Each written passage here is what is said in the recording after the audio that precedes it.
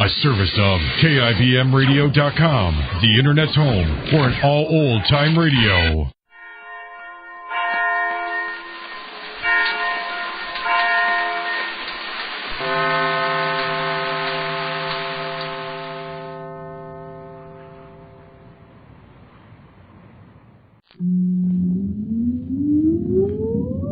Countdown for blast off.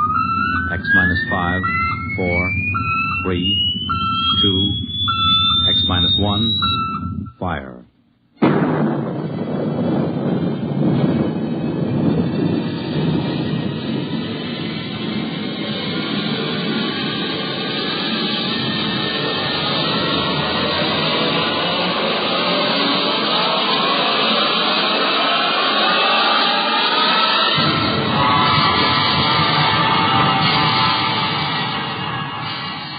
From the far horizons of the unknown come tales of new dimensions in time and space. These are stories of the future, adventures in which you'll live in a million could-be years on 1,000 maybe worlds. The National Broadcasting Company, in cooperation with Galaxy's science fiction magazine, presents X minus 1.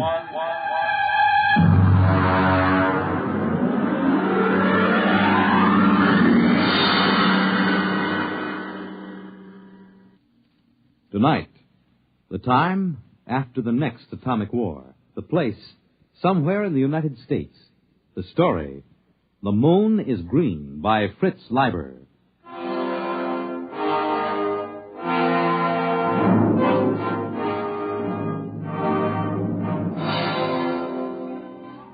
The moon was green.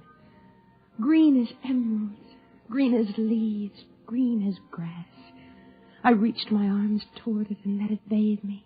I closed my eyes and let it kiss me. Effie! Effie, where are you? Oh, dear Lord, he mustn't see it. It's so beautiful, and he always kills beauty. Effie! In the bedroom, Hank. I've got to close the shutters before he comes. Mustn't. Effie!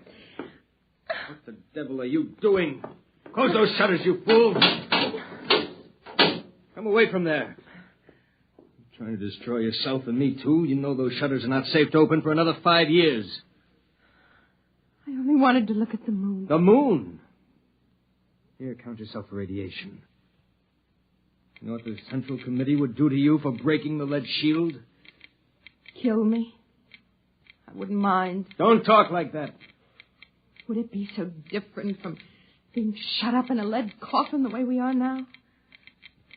Would it be worse than the eternal thud of the air conditioners and the radiation filters? Be still and count yourself. Good Lord. We're past the danger zone. Oh, wait a minute. Did you take off your watch? No. Well, give it to me. You fool. You little fool. What am I going to do with you? Can't you understand what kind of a world you're living in? Can't you?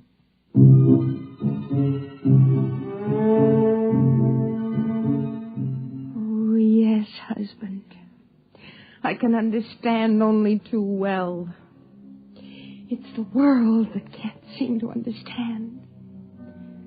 The world that went on stockpiling hydrogen bombs. The world that started testing those bombs, telling itself it hadn't really exploded enough to make the air dangerous. And then began to throw them across continents, one nation against another. It lasted about 2 months. And after that, the fury of doomed men who thought only of taking with them as many of the enemy as possible. After the fury came the time of terror. Men and women with death sifting into their bones and through their nostrils, fighting for bare survival under a dust-hazed sky that played fantastic tricks with the light of the sun and the green light of the moon. The only chance for existence was to claim one of those underground radiation-shielded places They went to the strong. And afterward, the waiting behind the lead shields.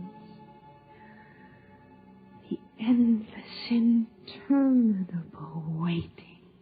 You understand, I suppose, that we were allowed to reclaim this ground-level apartment only because the committee believed us to be responsible people? And because I've been making a darn good showing lately? Yes, Hank, I understand. It's a privilege to have some privacy, you know. I could send you back to the basement tenements. Would you like that? Oh, no. Oh, no. Anything rather than that fetid huddling and that shameless communal sprawl. Yet is this really so much better? Being on the surface is meaningless. It only tantalizes. And yet... Well? No, Hank. I don't want to go back underneath. Well, then try to behave yourself. Coming up through the tunnel just now, I decided I'd better talk to you. Frankly, Effie, the committee's beginning to be a little concerned about our lack of children. Oh. Charlie Baker asked me this morning if I'd like my name put on the list for a free woman. You needn't bother. What do you mean? I mean, we're going to have a baby. What? Effie, are you sure? Yes. Effie, that's wonderful. It's magnificent. Do you realize what this means to my rating with the committee? You know how important it is to the community to raise healthy members for the day when we can resume the surface war. Yes, I've heard the broadcast. We'll announce it at the meeting of the junior committee tonight. Tonight? Well, you hadn't forgotten about it, had you? It's the annual banquet. Now, you brighten yourself up and put on your best dress. I want the other juniors to see what a handsome wife the new member has got. What's the trouble now? Well, I'm terribly sorry, Hank, but you'll have to go alone. I'm really not well. There you go again. First the infantile, inexcusable business of opening the lead shutter, and now this. Don't you know what this could mean to my reputation, Effie? I'm sorry. You're coming, Effie. This is just neurotic pampering. Hank, I'll just be sick and you wouldn't be proud of me at all. Now, listen, Effie. Tonight's too important. It'll cause a lot of bad comment if a new member's wife isn't present. You know how just a hint of sickness starts all kinds of rumors about radiation disease. Now, what do you say? No. Effie, you're going. There's nothing wrong with you if I have to... Hank, you're hurting my arm. It isn't good for the baby. Oh, the baby? I'd almost forgotten. Oh, no, we have to be very careful. I suppose if I explain to them you aren't there because of the baby, it will make a difference. Yes, I'll just stay here alone till you come back. When will you be back? Well, those things usually go on pretty late. So if you're expecting company, you needn't worry. Hank? Yes, Effie? Do you remember when we were first married? Of course I remember. You liked to go skiing, remember? You said it was like feeding a hunger for beauty being up on a mountain covered with snow. What are you talking about? You forgot. I haven't forgotten. I have just as much desire to get outside as you do, but I know there's no chance for me. I've got to see that my children and their children survive to see the sun again. We've got to behave like adults, to make sacrifices. We've got to keep the strain pure. Hank, what do you suppose it's like for them? For whom? The Greeks and the mutants, the outsiders. What do you know about them? I remember some of the pariahs.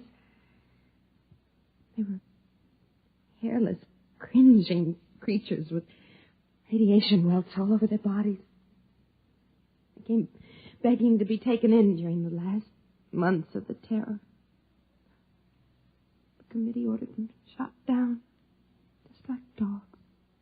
We don't like to talk about that. Hank, are they still out there? Effie, this is the sort of talk that's just morbid. Are they? Yes. There are still humans out there. At least they were humans.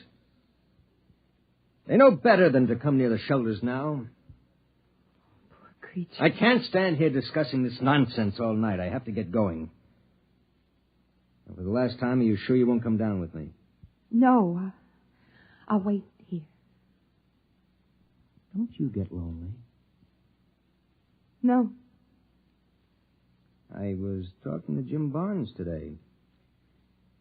He told me he wasn't going to be able to make it to the banquet either. Touch of the old flu, he said. That isn't like him, is it? Effie, are you listening? What? You remember Jim Barnes, don't you? He used to be sweet on you, said you had the soul of a poet. Well, yes, I remember him. Why? Never mind.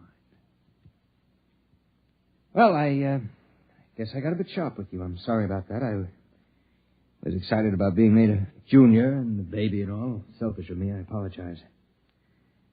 As you get to bed early, I'll probably go over to the men's dorm for a while after the meeting. You'll be completely alone for the next 4 hours. Do you mind? What? Oh, no. Good night, Effie.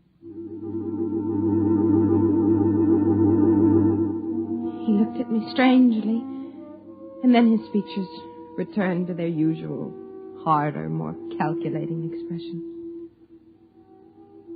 Was it possible that he had sensed my very dream? Had it been a dream? Oh, it must have been. It wasn't possible that it had really happened. It had just been an illusion, a silly projection out of my starved romantic imagination. I waited until Hank's footsteps vanished down in the tunnel. And then I waited until I heard it. No, it isn't possible. There's nothing out there. Nothing but deformed monsters. I mustn't open the shutters. I mustn't. Oh, dear Lord, I've got to know. I've got to know. I've got to. Well, now, so you haven't forgotten our meeting after all. You. And were you expecting someone else? It wasn't a dream. You really were out there last night. Oh, yes, and the night before. I was afraid I dreamed it. I still think it's a dream. Lean out into the moonlight a moment. Is this a dream? Oh. Or was it a flesh and blood kiss? And your name is Patrick. Aye? Patrick. Well, now, did you open the window to find God's own breath, the fresh evening air, or did you open it to invite me in? Oh, of course. Come in. Come in. Come, Joe Lewis. Ah, here, now, let me help you. Being a cat with 12 toes on each foot and ears like boxing gloves is a bit cumbersome. I have to help him a bit, you see. Come on now, laddie. There, now. Is your husband about? No, he won't be home for a while. Well, still, I'd better close the shop. Oh, no. Leave them open. The radiation? I don't care. I want to see the moonlight. Aye. Would you have a bit of food? Joe Lewis and I are starved for a bite to eat. Oh, yes. Yes, I'll get it. Oh, Effie? Yes. Oh, but you're a fair creature. Thank you.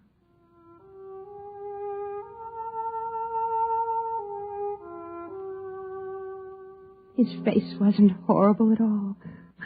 Only thin and sensitive and terribly sad. And there were no radiation welts or scars on his skin. He looked just as he had looked that first night when I opened the lead shutter and saw him crouched at the window. And now I knew it had been no dream. He was an outsider, a pariah. Here was my love. Here's some canned meat and a food pill, and I put on some water for coffee. Oh, bless you, Arun. Come on now, Joe. Here's a bit of meat for your black soul to feed on. He's hungry, poor creature. Well, then, sit down, girl, where I can look at you. All right. Have you missed me? Oh, yes. Oh, I've had some thoughts of you, I dare say. Talk to me. Of what? Tell me again about outside, what it's like. Again? Again and again. Well, now, outside... You say the coffee's heating? Mm-hmm. Well, then, it is a wonderland for sure. More amazing than you and your entombed folk could ever imagine. A veritable fairyland. Tell me the truth about The truth? I am telling you the truth, my love. But the bombs and the dust made only ugliness. At first. But then they changed the life in the seed of them that were brave enough to stay. Wonders beyond wondering bloomed and walked. Well, have none of you been outside? Well, the radiation teams go up into the ruined buildings once or twice a year to find canned food and batteries.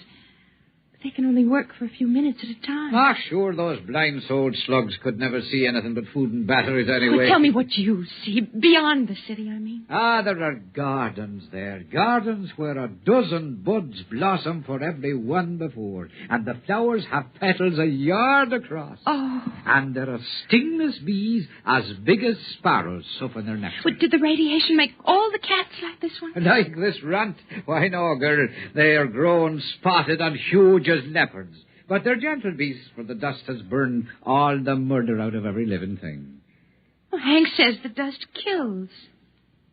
Would you like to hear a poem I made? Yes. I'd say it. Fire can hurt me, or water, or the weight of earth.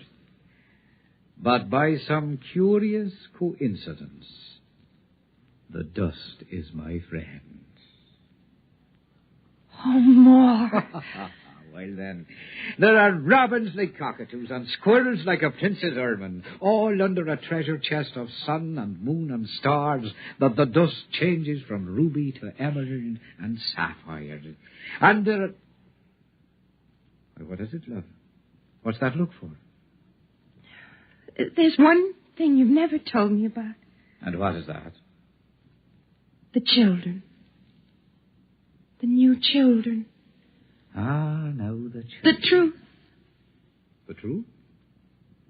Promise. I swear on the skin of my cat here. The children, is it, huh?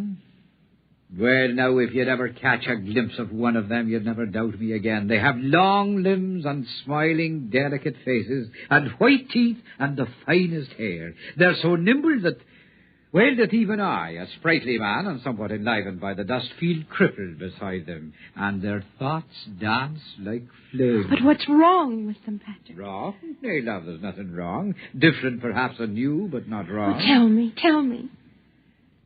Well, then, they do have 7 fingers on each hand and 8 toes on either foot. But they're much more beautiful for it. And they have large, beautiful ears that the sun shines through.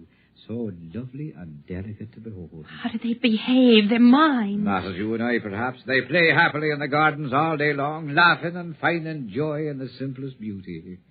Are they defective? Well, now, by the standards out there, you're the defective one shut up here all the while, hating and crawling in ugliness and feeling dirty. No, they're quite lovely. And they're quite perfect, the new children. Oh, you're telling the truth. You're not making it up. It is true, every word of it. Oh, I'll admit you have to look a bit hard to find these things I've been telling you. But find them you may. Do you believe me? Oh, yes. Yes, I believe you. But I'm afraid. Give me your hand. Here. Now listen to me. You must not be afraid to do as your heart tells you. That's why I'm here. Oh, Patrick. Patrick. Don't either of you move. Oh, Hank, Stay there, I'll bless both of you. Hank, but... Carrying on like this and not even with a man of the community, with an outcast, a pariah. No, man, I know what you're thinking, but you're wrong. I just happened to be coming by, hungry, a lonely tramp, and I knocked at the shutter and your wife was a bit foolish and let her kind heart get the best of it. Do you think you can sell me that? Hank, please. So you're going to have a child, my dear. My child? Yes, your child. I should pull this trigger right now. I should shoot him down in cold blood. Man, you're mad. I never touched your wife. You contaminated pariah. You're going to die. Don't you know that? Hank, if you kill him, you kill the bringer of the best news we've ever had. Oh, Hank, put aside your jealousy for just a minute and listen to me. Patrick has something wonderful to tell us, all of us. What do you mean? I mean that we need no longer fear the dust. Oh, Hank, remember how it was with me. All the exposure I had, and yet there were no burns. Hank, those who were brave enough to stay outside have adapted. They've become a beautiful people. Did he tell you that? Everything that grew or moved was purified. He filled you with lies so he could take you. No, it's true. The radioactivity is almost gone, burned out. Effie, I've been out there. It's horrid. No. You've been blinded. Blinded to beauty. Blinded to living. Good Lord, you believe it? It's true. It must be true. Look at Patrick. He's living proof. He's been outside for a year and there isn't a mark on him, not a scar. It's because he's brave. And the dust can't hurt the brave. Oh, you think that's it, huh? All right, Effie, I'm going to prove something to you. You, Patrick, take this radiation counter. Take it. Very well. Press the button and count yourself. Go on. As you say. Read it. Read it! 1,700. Yeah, did you hear that, Effie? 1,700 radioactives, enough to kill 1,000, and he's like raw radium. If you turn out the light, he'll glow green in the dark. A week's exposure to him will destroy you. What are you proving, Hank? That he's a freak. A freak! Get away from him. He's destroying you right now. May I shut this thing off now? Patrick, is it true? Yes, I'm afraid 'tis true. Oh, you do well to cringe, both of you. I'm living death. I'm death itself. As your husband so wisely said, I'm a freak. Just like the man who ate nails and walked on fire. Only my oddity is that for some unknown reason, the dust can't harm me. I'm the only one. Step right up, ladies and gentlemen. Not too close now. And examine the man who couldn't die. And now, if you don't mind, I'll go back to my dead world and leave you to yours. Wait. All of those beautiful things. It gets so lonely out there. And I was starved for beauty. And so were you. There's no garden out there. Garden. Listen to me, the both of you. What is out there is more terrible than either of you can imagine. You're worse than Hank, even. He only killed beauty once. But you brought it to life so you could kill it again. You're afraid. Afraid of the loneliness out there. Well, I'm not afraid. Effie, keep away from the window. No, I'm not afraid. Maybe there is no garden out there. And no beautiful, strange children to play happily. But there can be if we're brave enough. Effie! I'm going, Hank. I'm going, Hank. Effie, come back, Effie! There's no use trying to keep her, man. Effie, come back! I love you! Come back! There's no use, man. There's still time. She stood the dust better than most. There's still time. You. The dust won't hurt you. Find her. Bring her back. I'll reward you. I'll give you food. If you want her, you'll have to go yourself. she'll die. Maybe she won't. How can you say such a thing? Because perhaps she's like me. Aye. Perhaps the two of us together could be the first of a race that'll live in sunlight again. Get against the wall where I can kill you easier. Why would you kill me? Is killing all the answer you have to life's riddles? Is the smell of blood better than compassion? Is it more joy to own her than to be loved by her? Move! Man, you'll not kill me. Shall I tell you why? Because my flesh will not die. I live 1,000 years. Not your brain, Patrick. And that's where this gun is aimed. Well, then you leave me no choice. You get it! Hey! Call him up! My arm! No! Stop! Well, then I have your weapon now. Out there, you see, we freaks have learned to live together and to cooperate. It's the only way we can stay alive. Oh, I'll give Effie your love. Come on, Joe. Oh, you'd better close the shutters as soon as we're gone. The moon is beautiful, but it's deadly.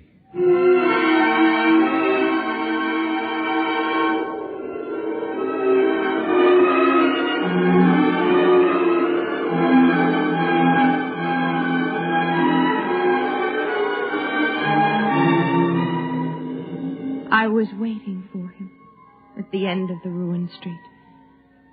When we looked back, we saw Hank closing the lead shutters on himself. We were alone in the world. Above us, the moon was green. I bent and picked up a handful of the dust and let it trickle through my fingers. And I remembered the words of Patrick's poem. Fire can hurt me, or water, or the weight of the earth. But by some strange coincidence, the dust is my friend.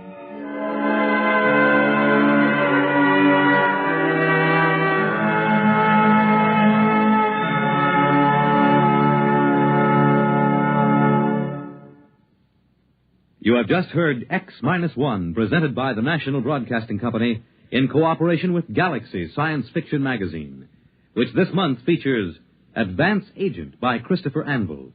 The story of a spy who had the worst possible break. The disguise he had assumed was that of a famous man. Galaxy Magazine, on your newsstand today. Tonight, by transcription, X-1 has brought you The Moon is Green, a story from the pages of Galaxy written by Fritz Leiber and adapted for radio by George Lefferts. Featured in the cast were Joyce Gordon as Effie, Bill Lipton as Hank, Ian Martin as Patrick, and Frank Milano as the cat.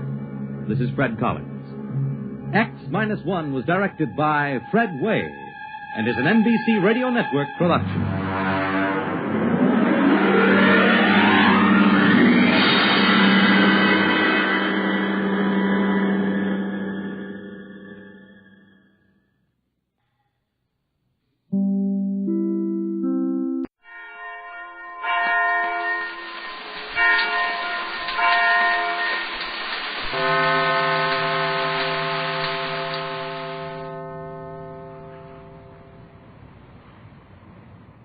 At last, we are really on the magic island of the South Seas. However, it seems to be not a place of beauty and peace, as the islands are thought of, but a sinister and foreboding fortress, the stronghold of a terrible scientific colony. Jerry Hall, Mrs. Patricia Gregory, and Captain Tex Bradford have been allowed to see the little girl whom they came to find. The girl is Joan Gregory, long-lost daughter of Patricia Gregory. Mother and daughter have been given a moment of privacy in the tiny room the girl occupies on the Isle of Euclidia, the magic island.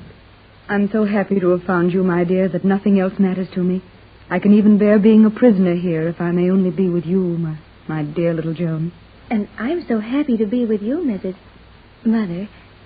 But it all seems so strange. I'm called Cleostra here. All of our names have to do with scientific things. And yet you call me Joan. And somehow it seems that I have always been Joan. You have to me, dear. You've always been my little daughter, though the width of the sea and 14 years have separated us. Mother. Oh, it sounds so nice to say that. Mother. And you'll always be able to say it now. For Mother will never leave you. We'll go back to California, to the United States, to the great free outside which you call the world. Tell me of your home. We hear much of it through our space phones, and can even see your United States through our universal prism reflectors. But the images are not clear, and your old-fashioned and weak electrical apparatus gives us a particularly mediocre signal. What a precious infant you are. You know so much more than your mother. Your speech would shame many of our educators. And yet, I wonder if you've been happy here. Happy? I believe so. We have games, relaxation, you know. What sort of games? When the full rest period comes, in the middle of the day, we gather in the common laboratory, and we may use the entire time, 600 seconds, in working out such mathematical and electrochemical problems as may suit our fancy, even though they haven't the slightest practical value. And that is relaxation. Your wisdom makes me very sad, my child. You're only a young girl, barely 15 years old, and you should still be playing as a happy child.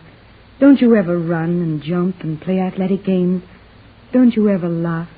No one on Euclidia laughs, except G47, and when he laughs, it is only horrible. He is the most brilliant man in the universe, and the most terrible. Is he abusive, mean, unkind to you?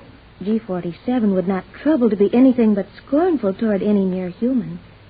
What am I, or what are you, or anyone else to a man who has only to raise his hand and destroy a world? So, that's it. Then this weird colony is made up of mad scientists, bent on world conquest by science. I might have known it. It is not a pleasant place for some here, I think. Some who have known your world as you know it. But to me, it is all I know. You will soon know the world as I know it, my dear. I'll take you back to my home. Your home.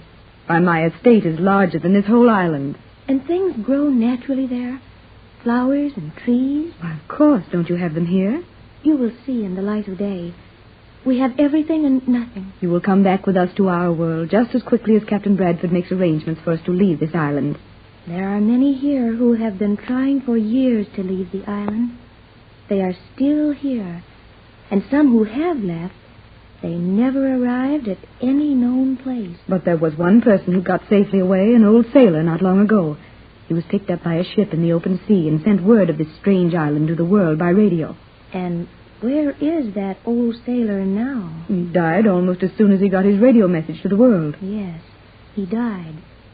So you see, no one ever gets away from this island for long. Joan, you realize what you're saying? Surely you don't mean that his death was not accidental? I think that I can tell you, all of you, much that will be to your advantage. But we will be overheard now, and it's better that I wait until another time when Captain Bradford may hear it at the same time. One thing I can tell you now, G47 thinks that Captain Bradford is the only man in the world who might interfere with his plans. Then we'll tell the captain. Tex is a brave and clever man, and Jerry Hall is a smart, dependable boy. We'll find a way to get off this island and back to the world, and then... And then... what? I didn't see. You do not see me now, do you? These rooms are made of some metal, which allows you to see through it from the outside only. What a nightmare of life you must lead here. You will not need to speculate long on the type of existence peculiar to Euclidia. Your quarters will be assigned to you. Where are Captain Bradford and Jerry? You are dangerously impertinent in your inquisitiveness, but it is obviously ignorance. Your fine captain is in solitary confinement, learning a lesson about behavior on the scientific fountainhead of the universe. What has the captain done to warrant that? He asked too many questions, and I might add, you, madame, are following the same line. Be quiet, please, dear mother. How touching the reunion. Well, little lady, you will bear in mind that your mother's world means nothing to you. You are part of this vast machine. You are Cleostra, the living symbol of the perfect calendar. My mother tells me my name is Joan. By this time tomorrow night, your mother will have learned that what she tells you is of no moment here. Where is Jerry? Is he locked up with the captain? No. That adolescent walking loudspeaker is waiting without. I will allow him to perform a service for me.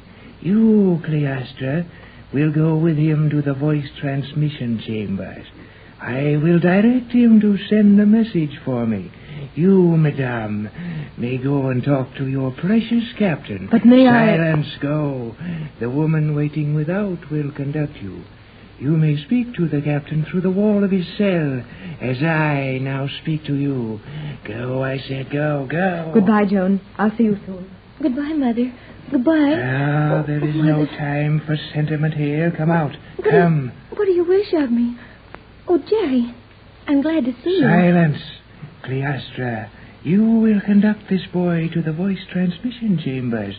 Show him the operation of the Euclidia to California voice transmission beam, and see that he sends the following message. All is well. We'll send further news later. He will send it to Mrs. Gregory's home operator. Use the signature of the Gregory yacht. Say, now look here. You can't buffalo me into sending anything of the kind. Have you seen our solitary confinement cells? Why, gee. Jerry, do as he says. I'll explain it all to you later. Be off. Send that message. Then report to me in my private quarters. Be off. Be off. Come on, Jerry. There's no use arguing with him. Oh, I guess you're right. But I'd sure like to punch him on the snozzle. Golly whiskers. You're a strange boy, Jerry. What does that mean? What does what mean? Punch him on the schnozzle, golly whiskers. You don't speak very good English here, do you? That I do not know. But I like the way you speak. Do you? On the level? On the level? Yeah, on the level. Do you not speak in the same manner on the level as you would on an elevation? Hey, look. One of us is wrong, and I got along all right in school, so it must be you. Now, look. You like me. Is that right? That is substantially correct, Jerry. Well, I got that much of it right anyhow. Now, I like you, too. That is very pleasant, Jerry.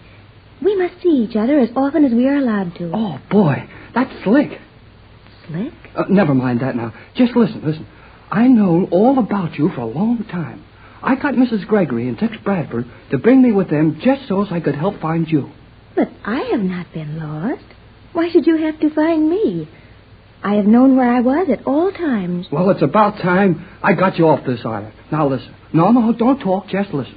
I've dreamed about you for years. It's been in all the papers about your mother looking all over the world for you. And I just got to thinking so much about you that golly, you're mighty nice. You are also mighty nice. Golly whiskers, you got that one right. Now, look, you and I have got to do some figuring about getting off this island. Captain Bradford is locked up because he has too many questions about how things are done here on this island. And we've got to do something about it. And there's very little we can do, Jerry. G47 hears and sees all that goes on in Euclidia. Never mind that. Your mother's been looking for you for 14 years, and Captain Bradford's been helping her for 5 or 6 years.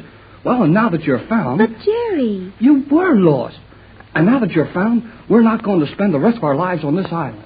Is your world such a wonderful place, then, that it is worth all this worry and trouble and danger merely to attempt to return to it? Is it worth it? Oh, boy. Wait till I take you to a moving picture premiere on Hollywood Boulevard.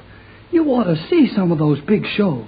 We often watch what you call your moving pictures from here, when we are allowed the time. Oh, sure. You got machines here. No, Jerry.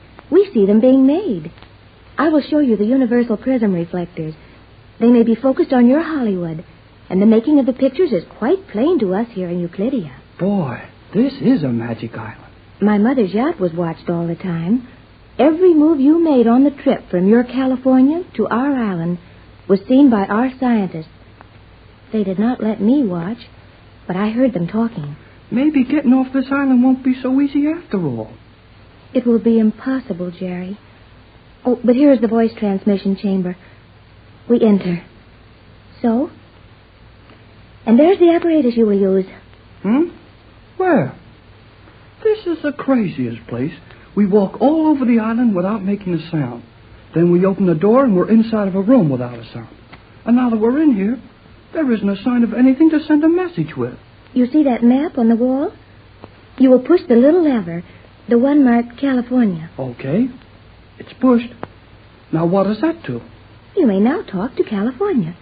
Just direct your voice naturally toward that wall. Well, someday I'm going to write a book about this place. Well, here goes.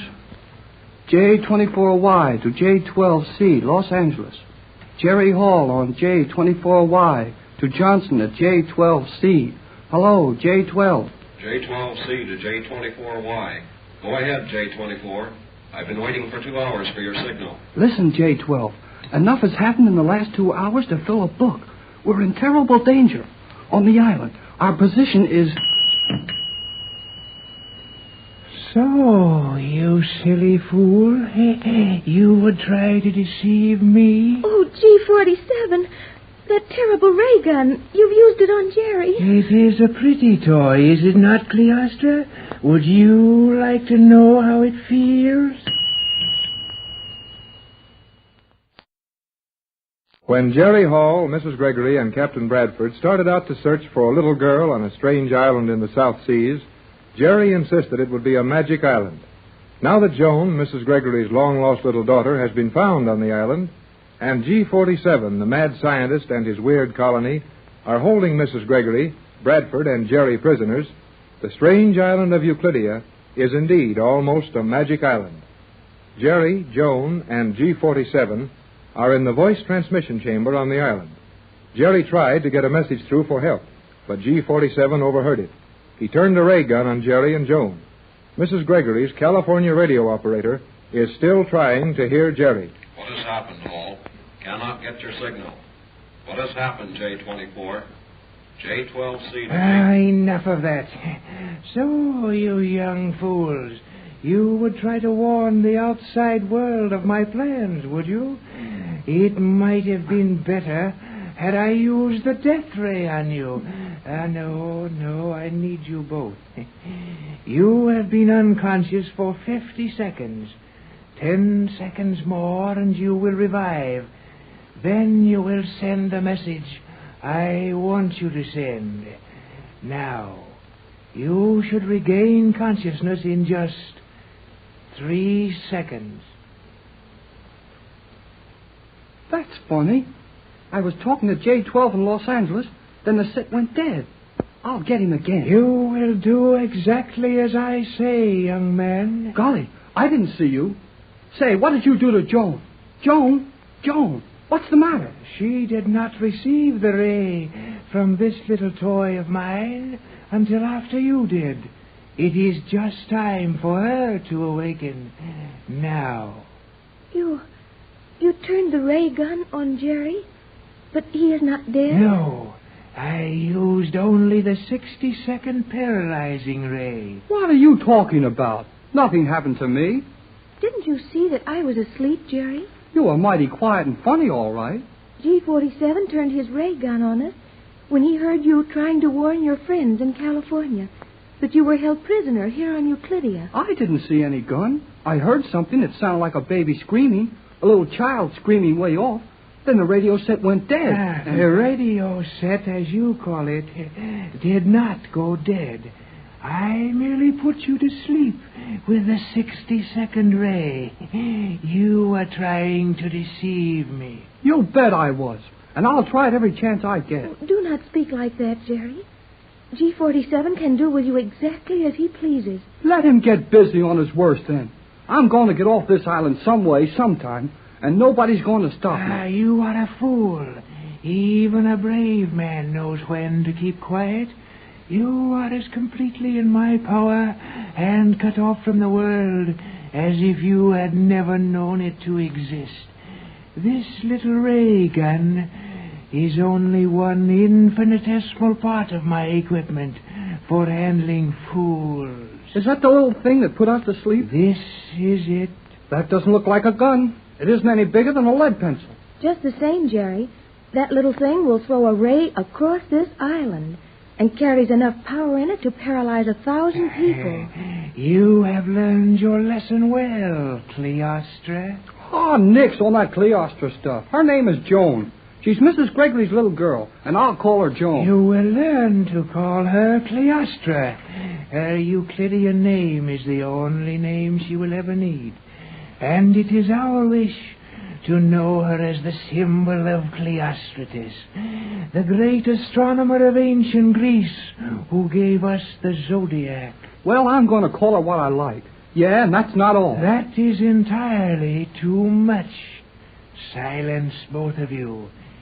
You will now send a message I instructed you to send before.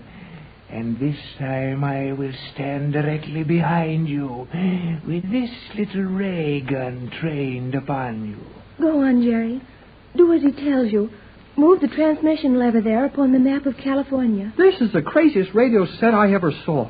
I push a button and talk to Los Angeles, but I'm talking to a blank wall. You are talking through a wall, a porous sound wall, behind which the directional voice transmission apparatus is located. The wall is bulletproof, my young fool, so do not waste your time trying to damage the apparatus. Go on. Be careful, Jerry. Do not try to send any message except exactly as G47 tells you. Oh, I got enough sense not to want him to put me to sleep again with that thing. Well, here goes. J24Y to J12C at Los Angeles. Hello, J12. Jerry Hall to J12C. J12 to J24. Hello, Jerry. What happened to your signal? You were coming in good, then stopped. I got the word danger. Go ahead, J24Y. Say there is no danger. Correction on that, J12C. I said no danger. All is well, but we are off our course. No sign of island. Stand by for further report. Repeat, J12C. J12C to J24Y. Repeating. No danger. Off your course. No sign of island. I'm standing by. Okay, J12. Can you give me your position? No position. No position, J12. We'll give position later. That is all. J24Y. That is all. Good luck, Jerry. Johnson on J12C. Now, how do you shut this thing off? It is off now. The method is no concern of yours. Gee whiz. Things work almost by themselves on Euclidia, Jerry. Yeah, too fast to suit me. Now I've got to see Captain Bradford. You may do so. You, Cleostra, will conduct this boy to the captain's cell. Then you will return to your quarters. I would like to visit more with my dear mother. You may see her later. You, Hall, will be allowed to see everything, or nearly everything, on Euclidia. When you have made up your almost negligible mind to the fact that you will stay here, your interests are here now. In the meantime, go and see your dear captain. Make all the silly plans you can think of to escape. They will exercise your minds and furnish amusement to me. Go. Enough of this. I will see you when I want you. I will see you again. I don't like that guy. No one does. But it is not safe to show it. Now come, Jerry, and I will take you to the captain. Then I must go to my own quarters. I'll see you after a while and tell you some more about California and the rest of the world, huh? Tell me this, Jerry, as we walk to the captain's cell. Your name, Jerry Hall, what does it mean? What does it mean? Yes, it must have a meaning. Well, it means that my mother's and father's name was Hall, and they called me Jerry. But that means nothing. Means plenty to me. But on Euclidia, all the names mean something. One of these days, you're going to quit worrying about what things mean on this spooky island. And it is a spooky place. Look, here we are walking on something that looks like concrete or stone, but our shoes don't make a sound. That is not strange to me. I have seen how they make the noiseless rock, the transparent steel, and the invisible cloth. Golly whiskers. When we get off this island, we'll show the rest of the world a lot of swell tricks. I wish, Jerry, I wish you would not speak of getting off this island. You're only wasting your breath. You don't think we're going to get off, huh? I know you will not. And you will only make it dangerous for all of us if you try. Wait till Tex Bradford and I get down to figuring this out. And we'll make it dangerous for anybody that tries to keep us from going. There's Captain Bradford's cell. I must leave you here. Where? I don't see any cell. You do not look closely, Jerry. There's nothing but a blank wall in front of us. And if you look carefully at that wall, you will observe that you can see through it. And Captain Bradford is sitting in a little cubicle of a room. Doggone it. I'm getting tired of all these tricks. Why don't they have windows and doors like anybody else?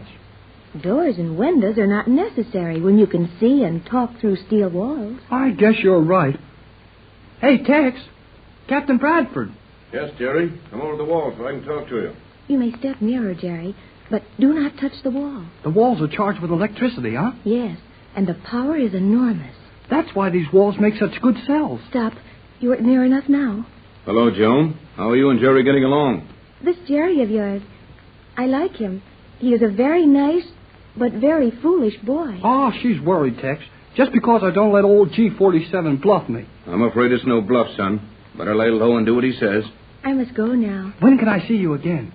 I will come to you when I have permission. Oh, darn the permission. Steady, Jerry. Joan's right. No use trying to go against the rules here till we have a plan. I'm sorry. I'll see you later, Joan. Goodbye, Jerry. Be careful what you do. Goodbye, Cleostra. You don't like that name much, do you? Oh, it's all right.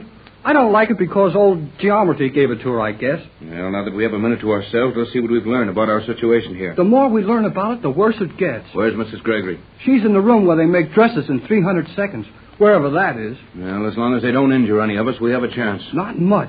I tried to cheat on a radio message to Johnson, and old G47 turned a ray gun on me. Did he hurt you? No, just put me to sleep for exactly 1 minute. Then when I woke up, he had me believing I'd better not try it again. Did you get through to Johnson at all? Yeah.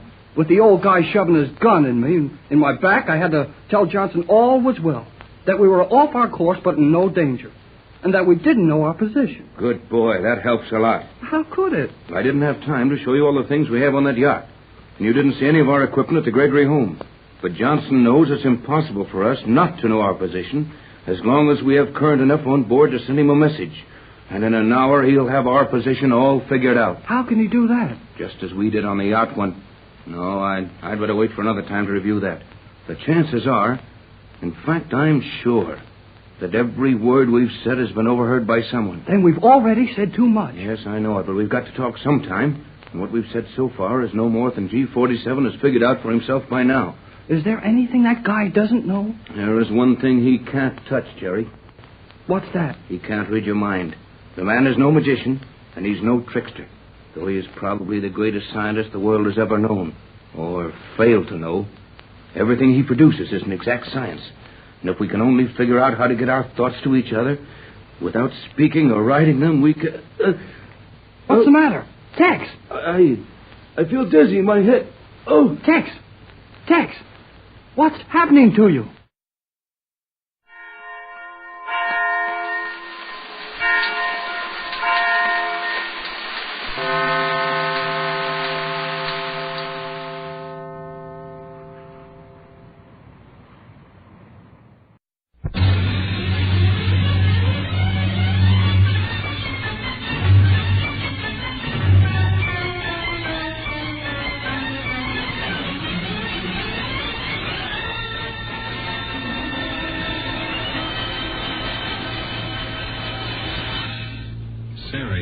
Sitting on the porch resting when she first saw him. Not a tall man, a kind of softness about him, and round blue eyes and a round face. A sunburned mustache that drooped and made him look a little sad. He came walking out of the city with the graceful towers rising behind him into a hot blue sky, and for a moment he seemed unreal. Excuse me. Yes? I'm looking for a place to stay. There doesn't seem to be many such places here in the city. I noticed your sign. Oh, yes, the sign. Excuse me, is anything wrong? Oh, no, there's nothing wrong, but... The sign says rooms. You do rent them. Oh, yes, that's right. Forgive me, I feel fine. I just wasn't myself for a minute. Of course I have a room. 3, in fact. You can have your choice. Well, that's fine. Let me introduce myself. My name is Vincent Deem. Oh, how do you do, Mr. Deem? I'm sorry, child. Why don't you come in? I'll show you the rooms. Thank you very much. I'm very anxious to get in out of the sun.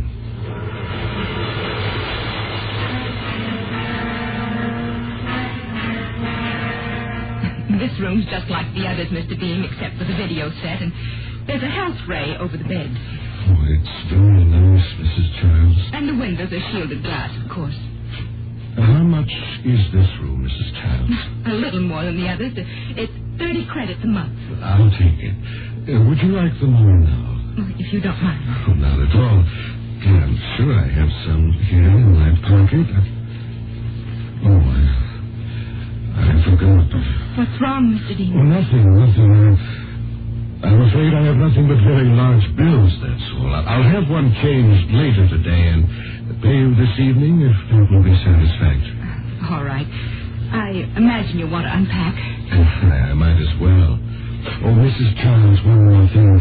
Does the price of 30 credits include meals? Yes. Oh, that's fine, thank you. I'm sure I'll enjoy dining with you, and, is it, Mrs. Childs? Yes, and my husband works at the vitamin plant about a mile from here. He should be home for lunch any minute. Well, I'll be looking forward to meeting him. Yes. Well, please excuse me, Mr. Dean. Why, Mrs. Childs? What's wrong? Sorry?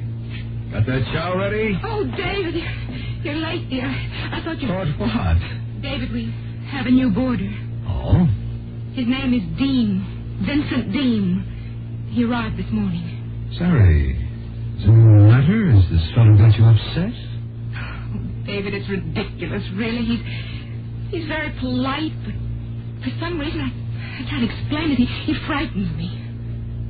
Where is he? I'd like to get a look at him. He should be here for lunch. I didn't hear him go out. Well, what's it all about? What upset you? Well, his clothes, for one thing. His clothes? When he came in, he was wearing a black coat with a little black velvet collar, and the sun was so hot. And there were small differences in the things he wears, in the cut of them. Well, they're just not like ours. Only I can't tell you exactly why. It's almost as if he just reached his hand into some ancient refuse bin and just took out the first thing he found.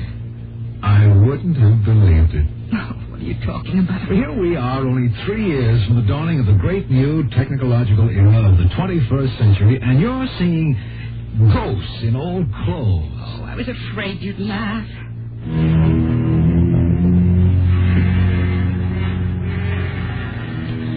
David went back to work, still laughing to himself. There was nothing wrong with the guy. Sari tried to rest and couldn't. The sun, even through the filtered glass, hurt her eyes. Mr. Deem hadn't come back, but she wanted to get out of the house. So she took the moving sidewalk to the market. Perhaps it was the heat or being in the house too long. Anyway, she spent an hour at the market and felt better by the time she got to the robot checker. Mrs. Childs, there was a friend of yours in here about an hour ago. A friend? Well, who was it? Ruth Harris? No, Mr. Vincent Deem. He wished to write a check and cash it, but I had no record of him in my circuits. He gave you as a reference, and so I cashed the check. I hope that was all right with you.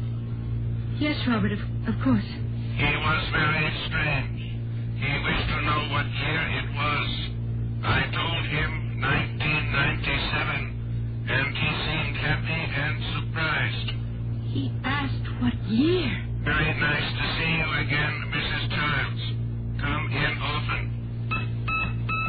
Next customer, please.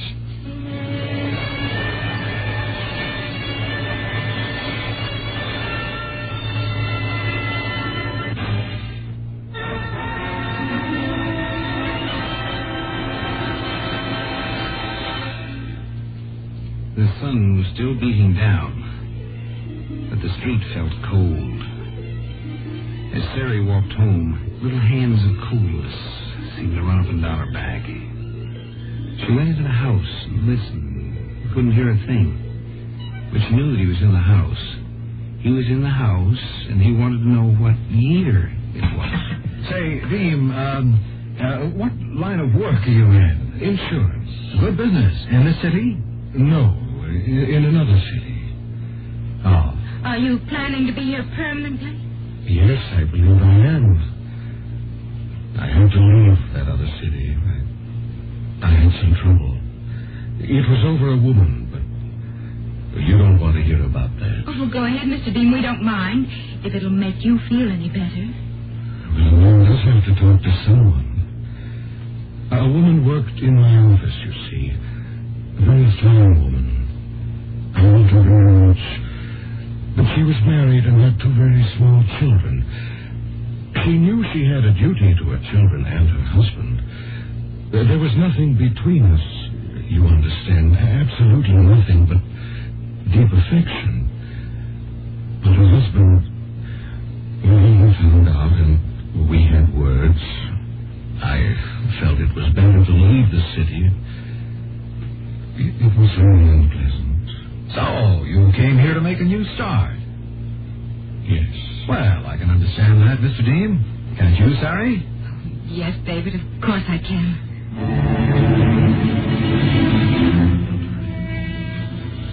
Mr. Deem left the house early the next morning.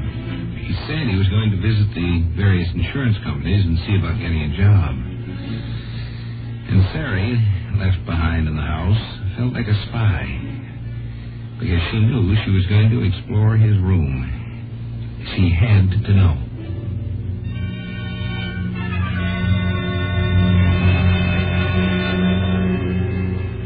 One by one, she opened the drawers in the bureau.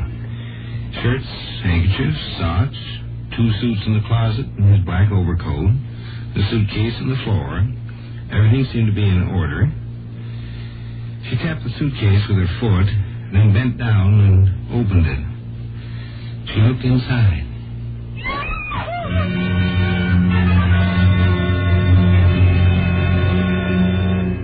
Operator, Mr. Childs, please hurry. Mr. Childs, he's in the paradoxing department. Sorry, for Pete's sake. You know I'm up to my neck in work this morning. I had to come all the way over from the bats to answer. Sorry. What's wrong with you? Move up closer to the screen. David, I looked in his suitcase. Deem's? Yes, David. He's got things in it. Things? Sorry, what exactly are you talking about? Things in his bag. There's 3 wilted red roses. And a gun. Oh, I've seen pictures of them. I've looked them up in the historical encyclopedia. Say that again. A gun. And 3 flowers. Wilted flowers. 3 red roses. At least I think they're roses. Oh, David. Sorry. Are you sure? I tell you, I looked it up in the book, David. I looked up the list of all the things destroyed or outlawed during the bombings. I thought I remembered, but I wanted to make sure. You're right, Sari. I know you're right. There haven't been any guns on the face of the earth since the war.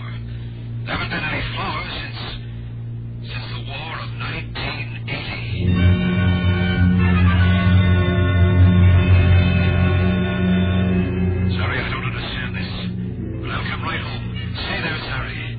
I'm coming home. David? David?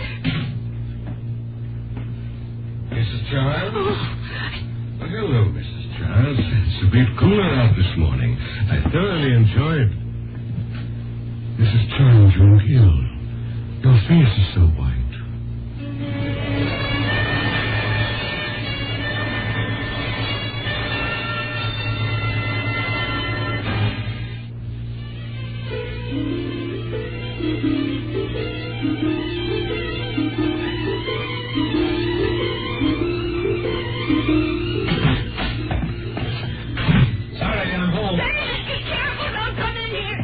Mrs. Childs. Sorry, what in the name of heaven?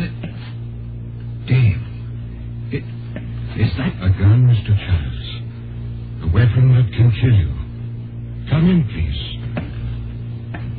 Sit down over there. David, I'm sorry. I tried to warn you. Never mind, darling. Deem, you killed her eyes. Sit down. That's better. Where do you come from? From the year 1979. But that's impossible. No, David. You see the gun in his hand? And the flowers upstairs. Mr. Charles.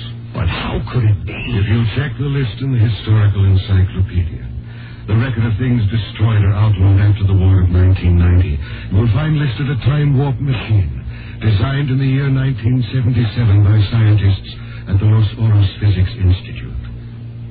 I was the horticulturist in charge of the grounds and gardens. I entered the machine 1 year before the war. They just might risk sending a man after me. But why did you come to this here? Did you know that you were going to end up here? No, I lied to you when I said I worked in insurance. But I told you the truth about the woman. She worked in the Physics Institute also, in one of the labs. I hated the man she'd married. I wanted to marry her desperately, but she said she had to stay with him. Then she said she was sorry for me. And so one night, when the moonlight came down, walked on the mountains back to the laboratories, down on the rose gardens that were tended so carefully in the middle of that rocky desert, to give the people working there just a touch of beauty. In the middle of that night, when her husband was working late and she and the little girl stopped by in their automobile to pick him up, I was waiting in the shadow of the building with a gun I had stolen. This gun. I remember seeing their faces, the three of them, white in the moonlight. I raised the gun. The moon struck the barrel like white fire. And I shot. And I shot again. And again. And again. And killed one.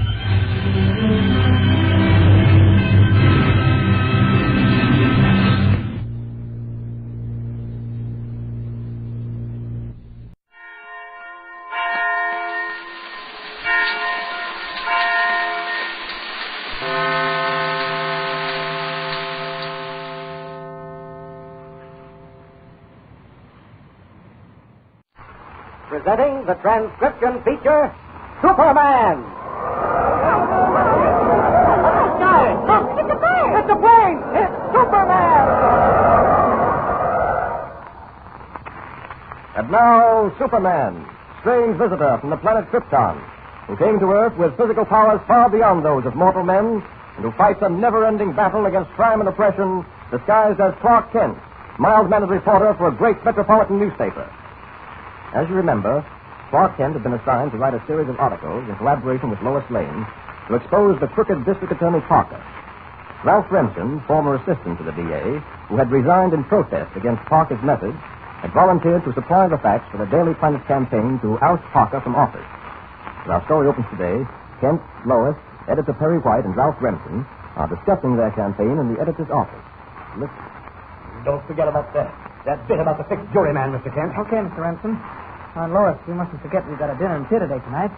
The quicker we get started in this article, the better. Why so? What? And when you finish writing it, Miss Lane, Mr. Kent, take a suggestion from me and tear it up. Who said that? Didn't somebody say... You all heard a strange voice in this room. I'm quietly going crazy. No, you did hear a strange voice. Who said that? I did, Mr. Kent. Well, who are you?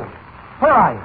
I'm standing behind Editor White's chair. Great Scott! As to who I am, gentlemen, Miss Lane, prepare to do business with the Invisible Man.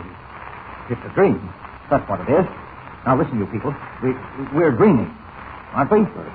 Hardly a dream, Mr. White, but If you ask me, I think it's just a trick. Commendably clever, Mr. Kent. It is a trick.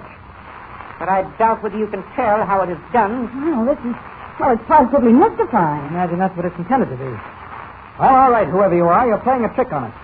Now, you might unburden yourself and tell us why you're playing the trick. I like you for that, Mr. Kent. You've come to the point quickly. Very well, I will tell you why. Gentlemen, Miss Lane, you are about to inaugurate a campaign against District Attorney Parker. Am I right? Well? I have come to say, don't do it. Oh? And exactly why shouldn't we do it? Because if you do, I shall take steps to see that you regret it. Come on, just a minute, Lois. Let's get to the bottom of this. Are you working for Parker? Has he hired you to come here and try to intimidate us? That's beside the point, Mr. Kent. What really matters is this. I have warned you not to publish even one article against District Attorney Parker. If you are a man of sense, you will heed that warning. Now, listen. Never mind all this. Here's a man who can make himself invisible. There's a story for you. Invisible man invades editor's office. Weird, supernatural occurrence. Wait a minute, Chief. There's nothing weird or supernatural about this. It's a trick. A trick and nothing more. Kent is right. It is a trick. An attempt to get our minds off Parker for a while. Gentlemen, please, you underestimate me. I merely make myself invisible to hide my identity, nothing more. Because, you see, I really have the power to back up any warning, any threat I make. Yes, Mr. Kent, I am working for District Attorney Parker. I have guaranteed that these stories of yours will not appear in print. I intend to see that guarantee is kept. And how do you propose to do that? I don't make a practice, Mr. Kent, of exposing my hand before I say it. You must merely accept my word for it that should you publish even the first story, should you try to print that story tonight, you will regret it more than you have ever regretted anything in your life. That's all I have to say. Kent, he sounds as if he means it. He certainly does. Clark, what do you think? All I can say is, threats or no threats, invisible man or not, we ought to go ahead with that story. What do you say, Chief? I agree with you 100%, Kent. I knew you would. Well, did you hear that, Mr. Invisible? I say, did you hear our answer to your warning? He doesn't answer. Why, he's gone. He went just as silently and mysteriously as he came. Oh, this will make a whale of a story. Now, look here, Kent. Let Lois write the story on District Attorney Parker. You sit down and dee out a column or two on this invisible man yarn. I wouldn't do that, Chief. Well, why not? Because I think if you give this thing time, if you let it develop by itself, you'll really have a story. You'll have a story that'll make this town stand on its ear. A story that'll have everybody talking for weeks to come. What do you mean? What are you getting at? Well, don't ask me to explain, Chief. Just wait and see. Well, Lois, we'd better get started in that article. We've got a dinner date together at Victorio's at 7 o'clock. Oh, goodness, Clark, I'd almost forgotten. What it is, invisible man business and everything. Well, shall we work in your office or mine? Oh, mine will do. Come on, let's go. But Kent, wait a minute. What? This invisible man. If I only knew the answer to how he does it. When we learn that, then we will have something.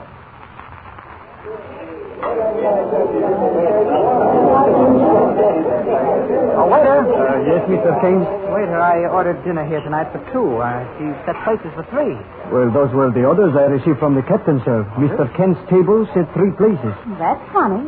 Clark, are you sure you didn't make a mistake? Of course not, Lois. Oh, but this is rather awkward, sir. I have 3 servings here on this tray, and... It's quite all right, waiter. You may serve the 3 of us. Oh, what is...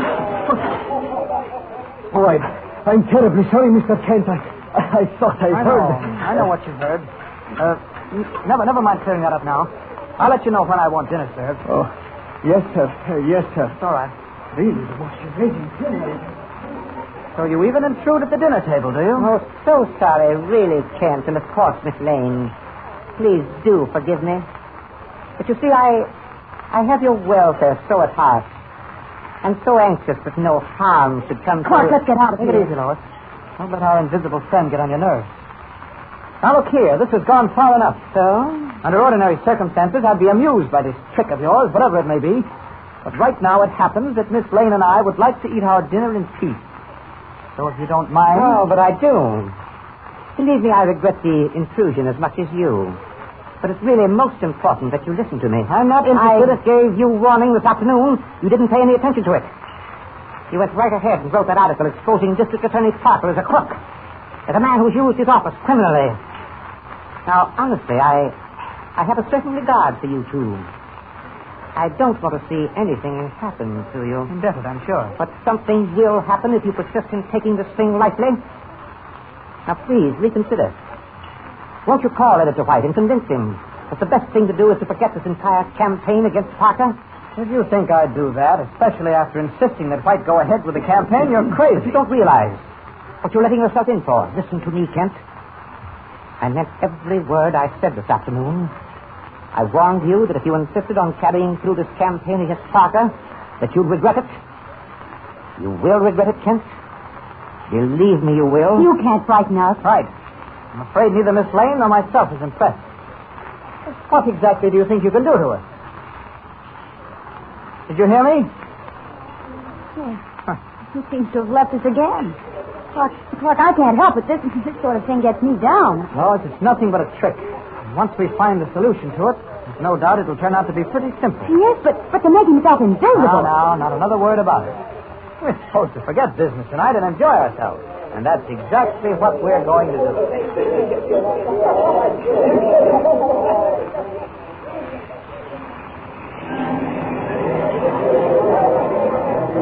I don't think he was quite in character during the last part of that. This is one of the most exciting plays I've seen in years. The way he's so... Get a fresh loose ring, dear. Oh, it's a wonderful play, Clark. I'm so glad you came, aren't you? Glad you're enjoying it, Lois. How do you think it'll end? I'm sort of anxious to see the third act. I don't know. I'm inclined to think that... Mr. Clark Kent. I'm being paid. Oh, here, boy. Oh, Mr. Kent? Yes? A message for you, sir. Call from a Mr. White at the office of the Daily Planet. Yes? What's the message? Mr. White said to tell you to get back to the office as quickly as you can. It's very urgent. Oh, thank you. Here you are. Thank you, sir. What are you thinking of helping? I don't know, Lois.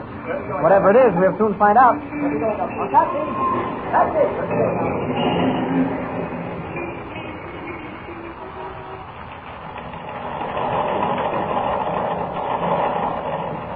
I don't know, Ransom. We'll see what Kent has to say when he gets here, if he ever does. But you can't kill that story now, Mr. White. You owe something to the public, to the people who have bought your paper year in and year out. You can't let anything stand in the way of exposing Parker for what he is. Well, you saw the note the Invisible Man sent me, Ransom. I can't afford to take chances. Well, all I can say... Oh, here come Kent and Lois Lane now. Oh, Chief. Well, what's the trouble? Well, whatever it is, it better be important. We missed the third act of the play to come here. You will find it important, all right. Here, have a look at this, Kent. Huh? Oh, no, then. Yeah, from the Invisible Man. Oh, what's it say, Clark? Let's see. My last warning. Start your presses tonight and you won't print another story for weeks to come. Huh. I wonder what he means by that. I don't know exactly what he means, Kent, but I do know this. I'm worried. If he can make good this threat of his, if he can actually prevent us from putting another edition on the street for weeks, well, then I'm scared and scared plenty. If we miss one edition, just one edition, Kent, well, you know what it means to us financially. We can't afford to take chances. I know what it means, all right. Start your presses tonight and you won't print another edition for weeks to come, eh? I have a mind to find out exactly what the Invisible Man can do. Just how important his threats and warnings are. What do you mean, Kent? I mean, I wouldn't let him bulldoze me, Chief. We've started this campaign against District Attorney Parker and his crooked regime. Well, let's go through with it. I say whatever happens, start printing that story for the morning edition. I say get those presses started. He's right, Mr. White. If we miss this chance to put Parker where he belongs, we'll never get another one. Clark's definitely right. Let's start those presses. Well, but the warning. Never mind the warning, sir. Let's start the presses and see what happens. All right. We'll do it. Well, Joe. Yes, sir. Start your presses for the morning edition. Right, sir. Start the presses. Start the presses.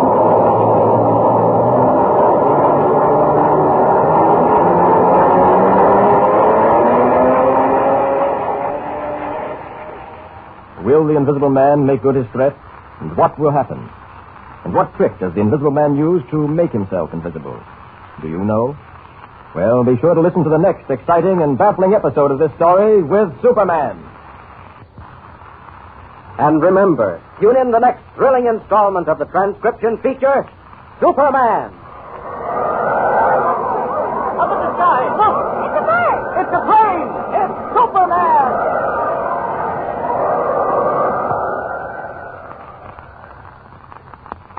Superman is a copyrighted feature appearing in Action Comics magazine. Presenting the transcription feature, Superman! Guys, look! It's a plane! It's a plane! It's Superman!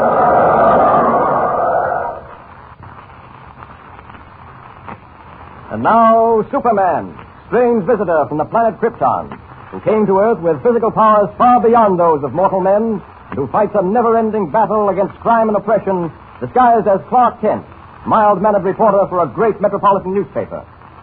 As you remember, Kent and Lois Lane had been assigned by editor Perry White to write a series of articles for the Daily Planet's campaign to oust the crooked District Attorney Parker from office. The facts for this expose were to be supplied by Ralph Renson, former assistant DA, who had resigned in protest against Parker's methods. When we last saw them, they were surprised by a baffling obstacle, an invisible man, who, although he could not be seen, talked with them and warned them against publishing the expose. As our story opens today, Kent has just returned to the city room of the Daily Planet, where he finds Editor White and Renson greatly excited. Listen. Here, read this note, Kent. It arrived from the Invisible Man only a short while ago. Let's see. My last warning. Start your presses tonight and you won't print another story for weeks to come. Huh. You know, Chief, I've half a mind to find out exactly what the Invisible Man can do. Just how important his threats and warnings are. But the warning, what do you think, Mr. Remsen? I'm not sure, Mr. White. Never mind the warning. Let's start the presses and see what happens. All right, we'll do it. So, yes, sir. Start your presses for the morning edition. Okay, Mr. White. Start the presses.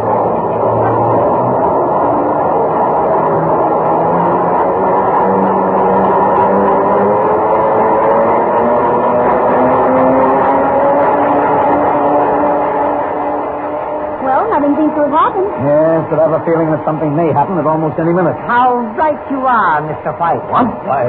Why, it's the Invisible Man again. That voice sounded as if he was standing right here among us. It can't be. But it is. I'm standing right here beside you, Mr. White. Why? Why didn't you heed my warning? Now you have forced me into something that I find most unpleasant, most distasteful. And just exactly what is that? Mr. Kent, you're so serene about the whole matter, so confident that you all can win out against me. Gentlemen, listen to me. When you started those presses, you also started a time bomb concealed in one of them. A time bomb? Joe, hold the presses. Stop them immediately. Bet your life it will. Wait a minute. That won't do any good, I'm afraid. Stopping the presses won't stop the bomb. It won't? I decided, Mr. White, that if you were foolhardy enough to disregard my advice, I'd teach you a lesson. You started the bomb, you cannot stop it. Your presses will be blown into wreckage. As I said in my note, it will be weeks before you publish another edition of your paper. Oh, Kent, this is terrible. What can we do? Think of what it means to the paper. If those presses are blown up, if we're unable to get another edition on the streets in weeks, we're ruined, man. Utterly ruined. Well, I for one don't see what you can do about it, Mr. No, we've got to do something. Those presses are worth hundreds of thousands of dollars. If we're forced out of business for even a few days, we'll... Kent, can't you think of something? Yes, Kent. Think of something. You got Mr. White into this? Figure some way to get him out. He's right. You did get me into this, Kent. It was you who said to go ahead and start those presses. Kent, you simply got to Just a minute, please. We're all standing here wasting time talking about the value of those presses. And we haven't even begun to think about the lives that may be lost in this thing. How much time have we? By my watch, you have exactly 2 minutes. 2 minutes? You have one chance, Kent. If you can find the bomb and destroy it within 2 minutes, you'll be all right. Yeah. If you fail to find it within 2 minutes, remember, I'm afraid you'll have to suffer the consequences. You now have exactly 1 minute and 45 seconds. Good luck, gentlemen, and good night. Clark, we've simply got to find that bomb. It's our only chance. Looks like it, Lois. You men. Yeah? You men here in the press room. You've got 1 minute and 30 seconds to find that bomb. Better start looking for it right now. Yeah. Somebody better keep a good watch on the time. All right. Benson, try that press over there. Okay, King. Mr. White, you take that one over there. Right. Come on, Lois. We'll have a look at the one near the window. Okay. Anybody see it yet? No. How much time have we, Clark? No, we have 1 minute. We've got to get out of here. Keep looking, men. I'll watch the time. I'll get you out of here before it goes off. Don't worry. Suppose there's some mistake in the timing. Suppose the Invisible Man deliberately gave us the wrong time. Gotta take our chances on that. Oh, hang it all. Where can it be? No, it's nowhere to be found in that press, Kent. Well, try another one. Keep looking. Keep looking. It's too late, Kent. Too late. If we don't need this... Wait. What? Look. What is it, Lois? There it is. Concealed behind that bale of papers. Yes, that's it, all right. Get it out of there, for heaven's sake. There's no time. Less than 30 seconds left. You men, everybody, get out of this room as quickly as you can. Hurry. Wait, come on. Come on, get going, Chief. There's no time to lose. Oh, those presses, hundreds of thousands of Oh, never dollars. mind the money. Think of your life. Come on, let's get out of here.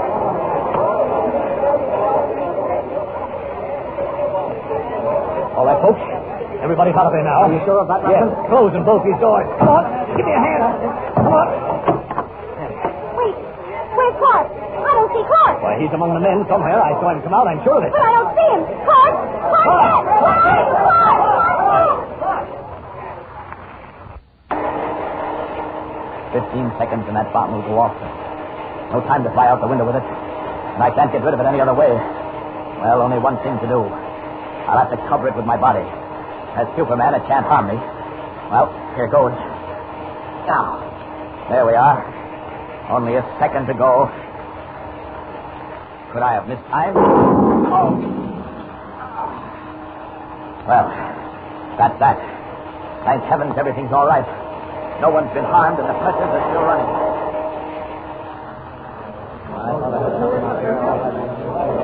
It sounded like a bomb to me. It couldn't have been anything else. It was kind of muffled. There hasn't been any other explosion. Yeah, it was muffled. Maybe something went wrong with it. You think we can go in now? Yes, I think we can chance it. What? Oh, Clark, there you are. I've been looking all over for you. I put a call through for the fire department. I thought we might be needing them. I guess we can go in and see what damage has been done. All right, Joe. Yeah? We can open the doors now. Yes, sir, Mr. White. Look. There's a hole blown in the floor. That seems to be about all the damage that was done. I can't understand it. It was no small bomb that blew that hole in the floor. Why didn't the explosion blow those presses into smithereens? That is odd, isn't it? Well, whether it's odd or not, the important thing is no harm was done. The presses are still running, Chief. And it looks as if we'll make the morning edition. At least the first expose of District Attorney Parker will reach the public in time.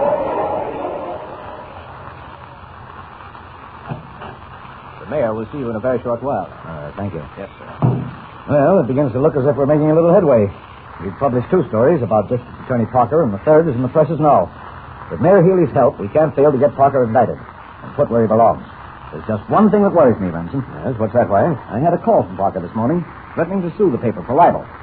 Are you sure you can prove the statements that we've been making? You're sure the documents you've shown me are authentic? Absolutely. There's no doubt of it, Chief. If Remsen here will excuse my saying so, I've taken the trouble to check on some of them. I didn't think it would do any harm. Not at all, Ken. The thing that gets me is that invisible man. Now, you people can talk all you want about being a trick, but that voice gives me the willies.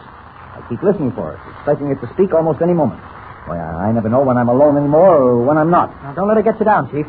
This whole thing will be cleaned up before very long. You've been saying that for days, Kent. I wish you'd talk less and act more. Well, I'm doing my best, Chief. You can't ask more than that. The mayor will see you now. This way. Thank you. Well, gentlemen, Miss Lane, I believe. Sit down, won't you? Thank you, Mr. Mayor. I believe you know why we've come. I certainly do, Mr. White. I've been reading those articles about District Attorney Parker in your newspaper, sir. And I must say you're to be commended on the wonderful service you're rendering the public. Thank you, sir. I know you're busy, so I'll come right to the point. Your Honor, can we count on your support? I'm with you all the way. Now, what would be your suggestion, Mr. White? A grand jury investigation? I think so, Your Honor. You name the men you want, and Mr. Remsen here will give them all the proof they need. Good. I'll take care of that this very afternoon. And now, gentlemen, Miss Lane, you know I'm a very busy man, and I... Certainly, sir. We won't take up any more of your time. Oh, I'm afraid you'll have to. What was that? Did someone say something? It's the invisible man again. The what? The invisible man, Mr. Mayor. No time to explain now. Mr. White can do that later. Your Honor, I have only one thing to say to you. Don't form a grand jury. Don't support this investigation. What's the name of... Who is this person? What is... I said I had no time to go into that. However, believe me when I say that if you support this campaign against District Attorney Parker, you'll be doing yourself a great injury, an injury, Your Honor, from which you will never recover. Whoever you are, sir, I'm not to be intimidated. I've been through this sort of thing before. It's been my experience that most threats have no foundation. You'll find this one has. I'm no coward, sir, whoever you are. I have a duty to the people of this city which I intend to fulfill. You can't frighten me.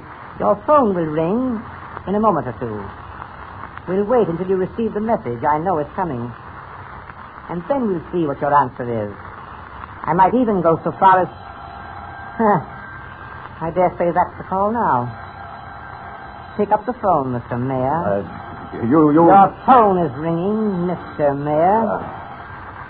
Hello? Yes, this is the mayor speaking. What's that?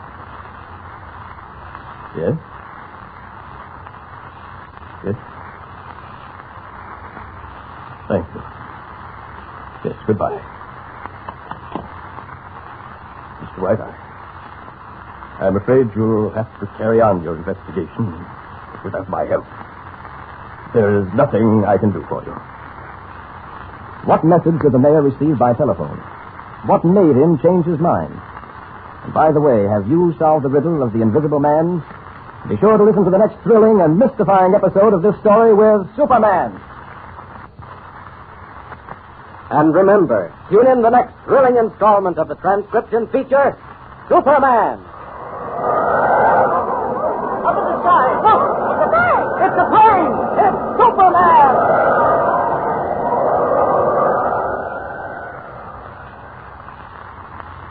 Superman is a copyrighted feature appearing in Action Comics magazine.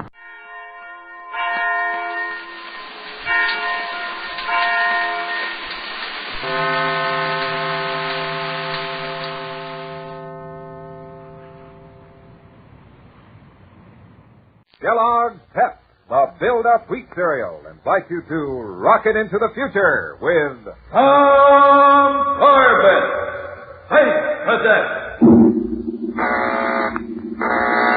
Stand by to raise ship. Blast off minus 5, 4, 3, 2, 1, 0. As roaring rockets blast off to distant planets and far-flung stars, we take you to the age of the conquest of space with Tom Corbett, Space Cadet.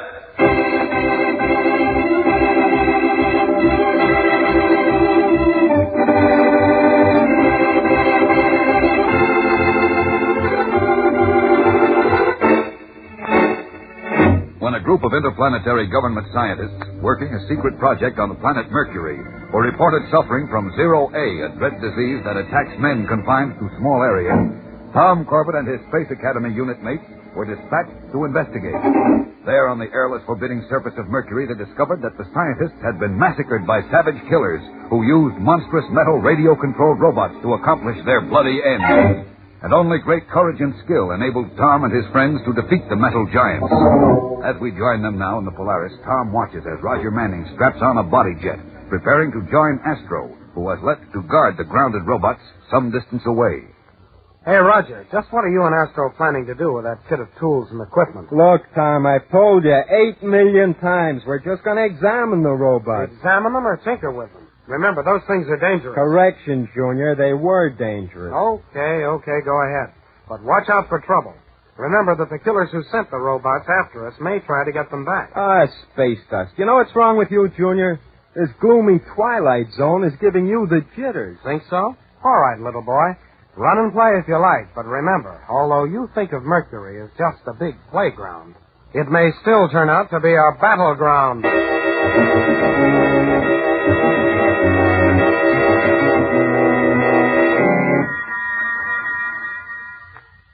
Space Academy Cruiser Polaris calling Venusport Station. Come in, Venus. Polaris to Venus. Come in, please. Blast it. Why don't they answer? Is that you, Roger? Hey, you're not Roger, or... No, Cadet Corbett. We're neither Roger nor Astro. The spacesuits confuse you. But then that kind of confusion is quite normal in the type of malady. Who are you, and how did you two get in here without setting off the alarm? There was no alarm. The outer hatch was ajar. Ajar? I told Roger to be careful. Now, let's not get excited. Just relax and everything will be all right. Relax? Why, you... Stop, or I'll fire. And drop that winch. Oh, a parallel ray gun, huh? We'd have to use it on you, but it's... I know. You'd rather have one of your robots smash me to bits, wouldn't you? All right, you're 2-1 and you've got me. Now what? Leslie, take off your helmet, will you? That should convince our young friend of something. Don't bother. I wouldn't expect a dirty space crawler like you to... Great. Jumping Jupiter. Hello, Cadet Corbett. A girl in your color and uniform. Yes, I'm Leslie Everett of the Solar Guard Nurse Corps. A nurse? But what in the universe? And this is Dr. Ashton. Commander Burke sent us here from Venus to help you. But I don't get this. Where's the guard cruiser, the men, weapons? There is no cruiser. A freighter dropped us off in a jet boat. And as for weapons, well, we hardly need those, do we? Except for my little ray gun here. And that's just to calm down anyone who becomes too, excited. Well, now I understand why they acted so funny when they said help was coming. Everyone thought I was just raving with Zero-A fever. Poor boy, it must have been terrible for you. Yes, but things will be fine now. As dreadful as Zero-A is, the cure is not difficult. I've had a good deal of experience with space psychoses. Forgive me, Doctor, but I don't care if you've had experience with space fever. We need fighting men here, not medics. We mustn't be violent. Just relax. All right, I'm sorry, Doc. It's not your fault, but please get this straight. I'm not crazy. It's all true. Everything I reported to Venus Station is true. You mean huge flying robots and a group of killers operating them by remote control? Yes. Well, we won't argue about it. But now, if you'll just roll... Great galaxy, what do I have to do to convince you? Tom. What's the matter, nurse? Doctor, I'm afraid I've gone Zero-A, too. That's ridiculous, Leslie. Then look out the viewport there. Flying monsters. Those are robots. And they're diving right at this ship.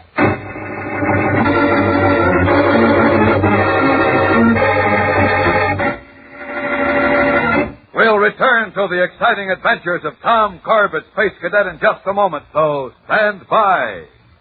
Spaceman, you know Tom Corbett says Kellogg's Pep is the best cereal he ever tasted. And Astro says he eats more Pep than anybody else at Space Academy. But this is even better. You know, the other day I was out on the spaceport landing strip, and even Roger Manning was talking about Pep. Well, he's a pretty hard man to please. You know, you get thinking out here on the landing strip. Takes a lot of power to send a ship blasting off into space. There goes the Hydra. In a way, people need the right fuel just like a rocket ship. If you want to blast off with lots of drive and action in the morning, you have to put away some energy food like Kellogg's Pep. Pep gives you a good supply of food energy. Vitamins, too, like vitamin B1 and D. Something you really need to help keep up strength and vitality. And Kellogg's Pep tastes good, too. Got the kind of flavor that makes you want an extra bowlful. Say, I think I'll go down to the Academy Mess Hall and have some Pep right now. And any space monkey that gets in my way will think he's been hit with a flock of meteors. When I want my Pep, I get my Pep. You spacemen listening, smarten up and ask your mom for Kellogg's Pep. You'll like it. Well, that's just what Roger said, and he's right, too. Open a package of Kellogg's Pep tomorrow morning and pour yourself a heaping bowlful. 1 spoonful of that malty rich goodness, and you'll say just like Roger Manning, the spaceman cereal is Kellogg's Pep. P-E-P. Pep.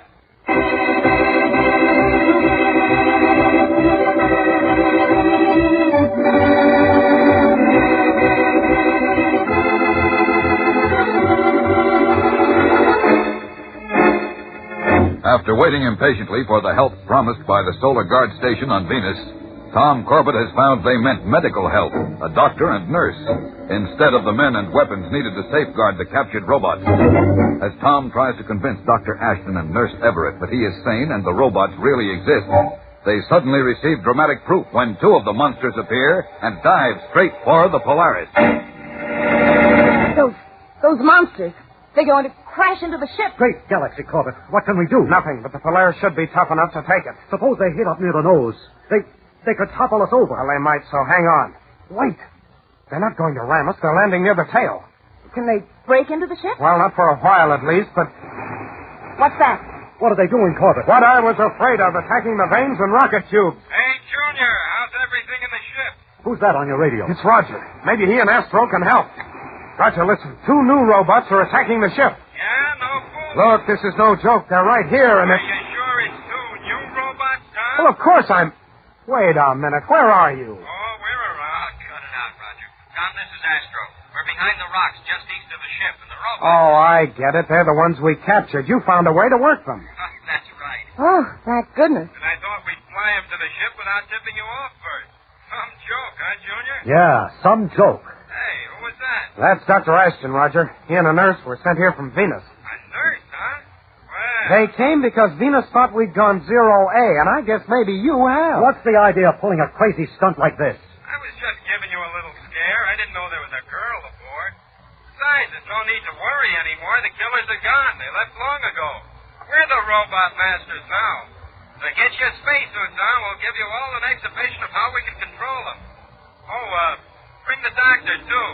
And especially the nurse.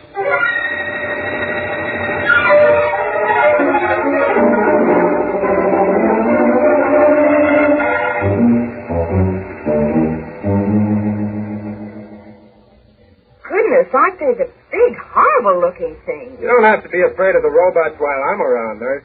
Wait till you see the tricks I can make them do. The tricks we can make them do, hotshot. Oh, yeah. Astro helps a little, too. Oh, I'm sure he does. A little. Listen, who traced the power connections and who Never was it? mind, Astro. Let him show off for the lady. We'll get through faster and get away from Mercury.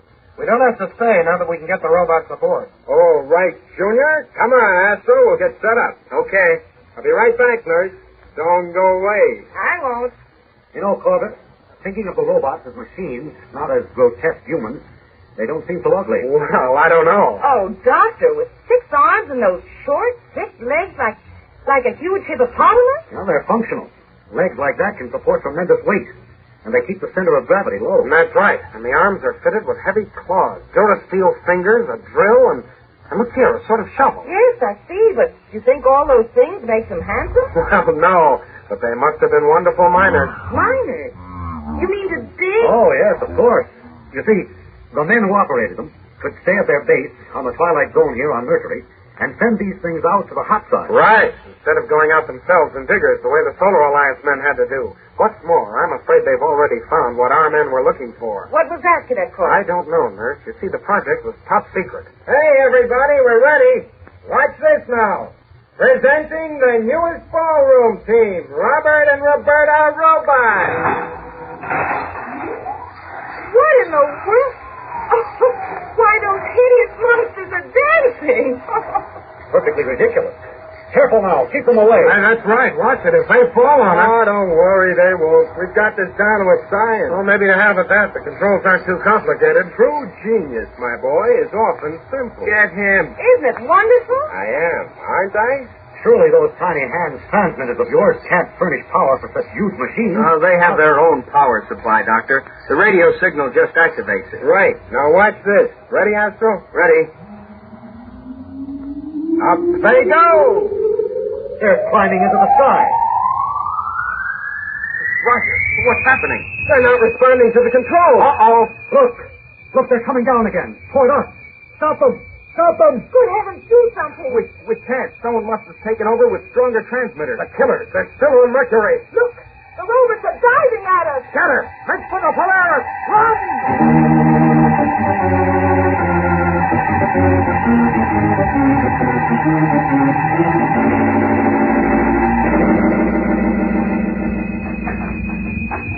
We made it. Come on, close the hatch. Just in time. One of them nearly got me if it hadn't been for the light gravity. Hey, wait. There's only 4 here. Someone's missing. The doctor. No, I'm here. You dragged me in. But where's Leslie? Great Jupiter, I thought you were Leslie. So did I when I saw you grab him. And she's still out there with those robots. She must have dodged between the rocks. Open the hatch again. Hurry. See anything? Look, the robots. In the air. They're flying away. Yeah, one of them's carrying something in its arms. Great galaxy. It's the nurse. Leslie, they've got her. Oh, no. Astro, get the rockets blasting. We're going after them.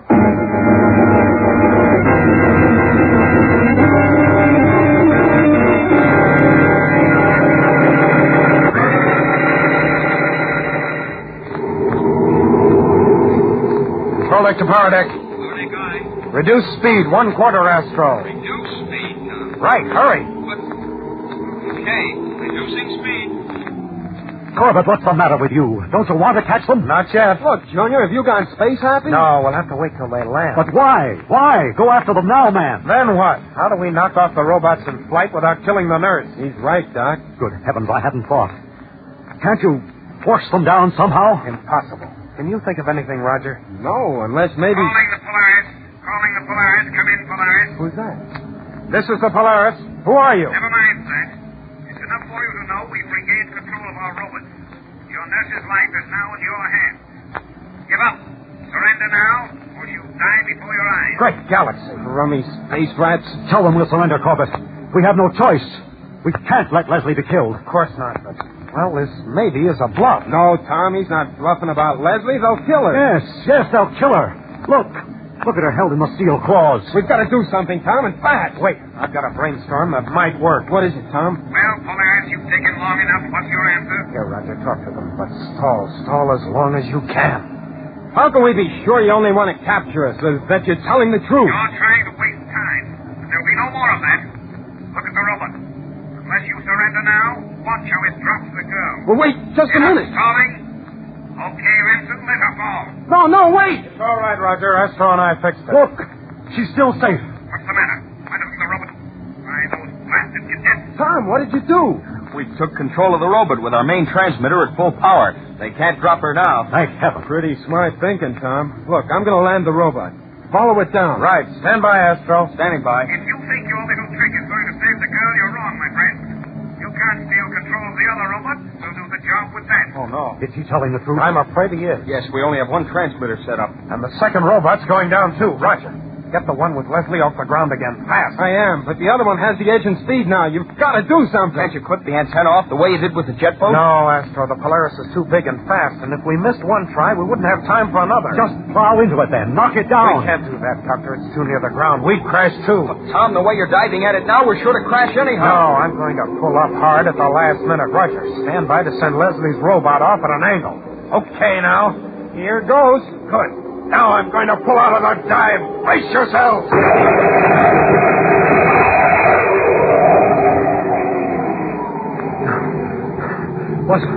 What good did that do, Corbett? You pulled up when we were still 100 feet from the robot. That's right, Doctor, but when we went up, the jets and the tail swept right over Well, that they did, Tom, and even those robots weren't built to withstand a blast of white-hot heat like that. Look, it's going down out of control. By Jupiter, you're right. Fast thinking, Tom. Now I can land the one that's carrying Nurse Leslie, and then we can get her aboard. Right. Yes, she'll be safe now, and so will we. Okay, Polaris, you won that round and destroyed one of our robots. I promise you we'll win the next round, and that will be the last, because now you'll be destroyed.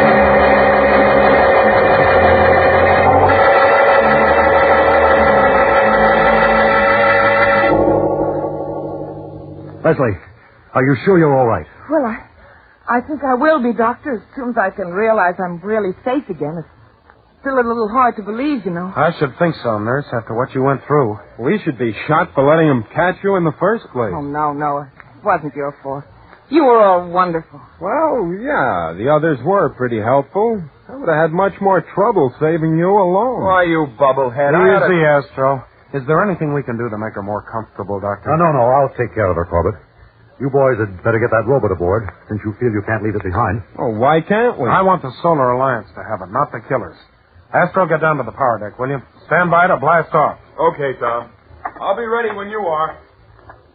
Roger, get on the controls of the robot. I'll open the hatch. Tom, look.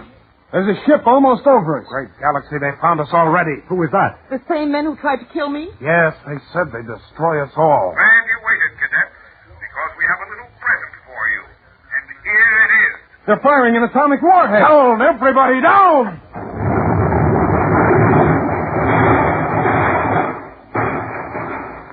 Are you all okay? Yeah. You all right, Leslie? Yeah, but that was so close. We're lucky it wasn't closer. We have to get off the ground, Corbett, quickly. We sure do. Control the power deck. Blast off, Astro, now. I can't, Tom. The power tubes are damaged. I'm afraid we're stuck here for good.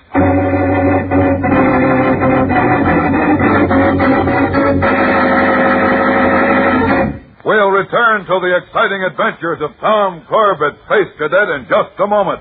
So stand by. Spaceman, you've been with Tom Corbett on flights through space. You've been with him on Mars and Venus. You've seen him in action at Space Academy, too. Well, now you can get Tom Corbett's picture on a magic moving picture eye. The magic eye is a plastic disc with Tom's picture in it. When you tilt it back and forth, the picture inside shows you exciting action. And besides Tom Corbett, there are other action pictures, too. One magic eye shows Bobby Riggs, famous tennis star. Another shows a Douglas skyrocket jet plane. And you can get as many as 16 different magic eye subjects. Planes, movie stars, trains, sports stars. And listen to this. You don't have to write in to get a magic eye. No, sir. No box tops, no waiting, nothing extra to pay. You get a magic eye free at no extra cost every time you get a package of Kellogg's Pep. Now think of it. There's a magic eye waiting for you inside every package of Kellogg's Pep. Get some magic eyes right away. Sew them on your jacket or belt. They really look swell. And the more you get, the better. So let's get going, spacemen. Remember, there's a magic eye free at no extra cost in each and every package of the Build-Up Wheat Cereal, Kellogg's Pep. P-E-P. Pep.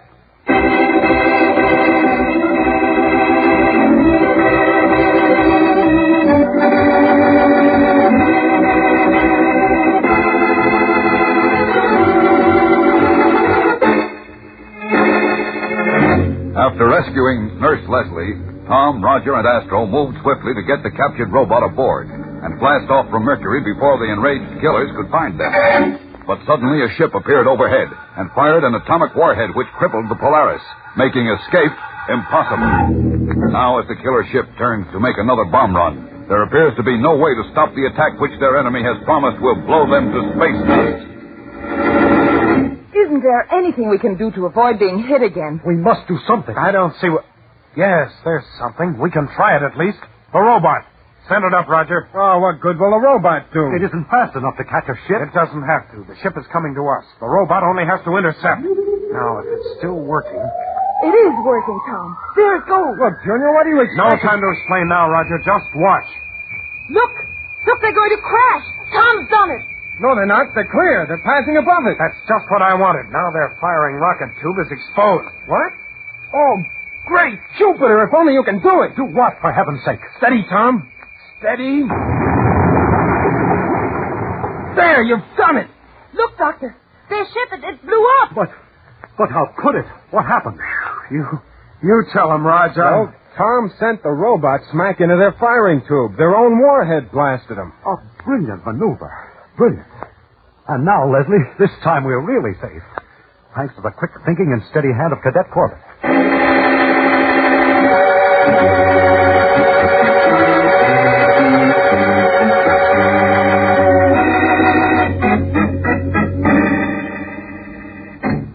You find any more of their gang in the wreckage, Tom? Yes, 4 of them, Leslie, but all very dead. The craters of Luna, I don't see how the leader ever came through alive. Neither can I. Can we talk to him, Doctor? Yes, go ahead.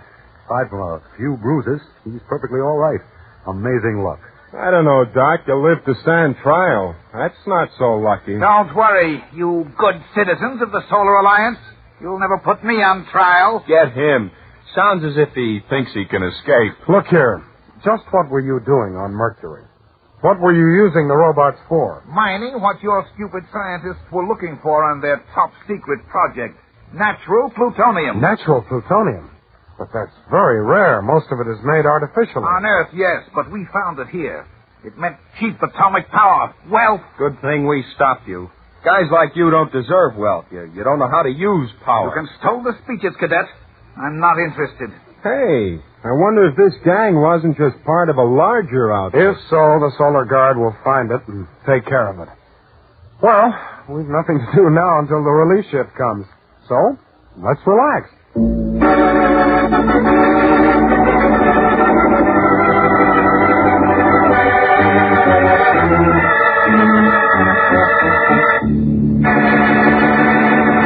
Don't miss the next action-packed adventure with Tom Corbett, Space Cadet, when the cadets begin a dangerous masquerade and rocket into the atmosphere of death.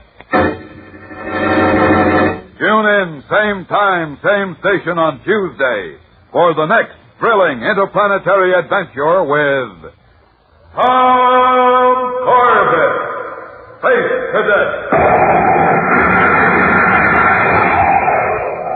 Brought to you by Kellogg's Pep, the Build-Up Wheat Cereal.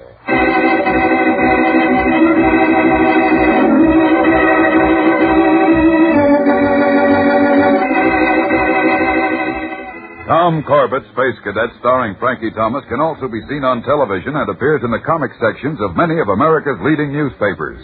Look for it daily and in weekend editions. Featured in today's cast were Jan Merlin, Al Markham, James Monks, and Connie Lemke. Today's program was written by Don Hughes, directed by Drex Hines.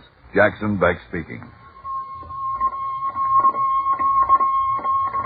Kellogg's Raisin Bran has a secret.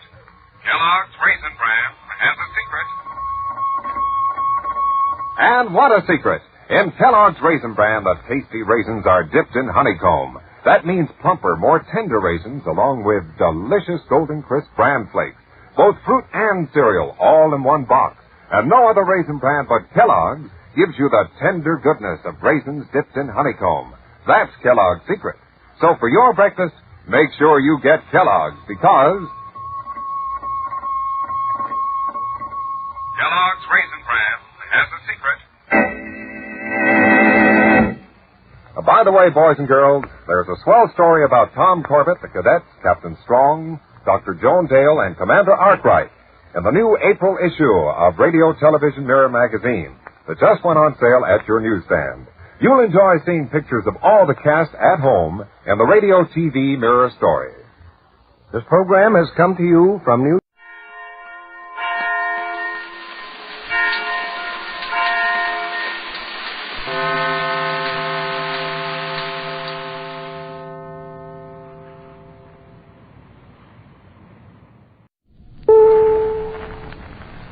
Tired of the everyday routine? Ever dream of a life of romantic adventure? Want to get away from it all? We offer you Escape.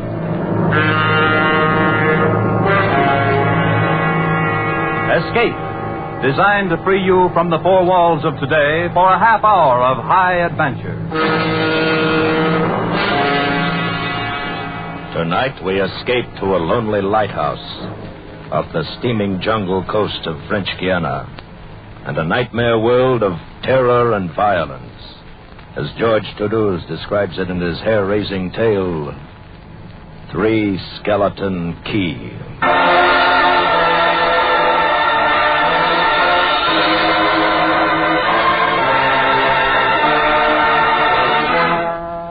Picture this place. A gray, tapering cylinder, welded by iron rods and concrete to the quay itself. A bare, black rock, 150 feet long, maybe 40 wide. That's at low tide.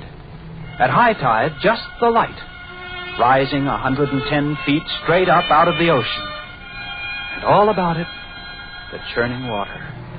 Gray-green, scummed apple, warm as soup, and swarming with gigantic bat-like devilfish, great violet schools of Portuguese man-o-war, and, yes, sharks, the big ones, the 15-footers. And as if this wasn't enough, there was a hot, dank, rotten-smelling wind that came at us day and night off the jungle swamps of the mainland. A wind that smelled like death. Set in the base of the light was a watertight bronze door. And in you went, and up. Yes, up and up, and round and round. Past tanks of oil and the coils of rope, cases of wicks, racks of lanterns, sacks of spuds, and cartons and cans. And up, and up, and up, round and round. Over the light storeroom was the food storeroom. And over the food storeroom was the bunk room, where the three of us slept. And over the bunk room was the living and cooking room. And over the living and cooking room was the light.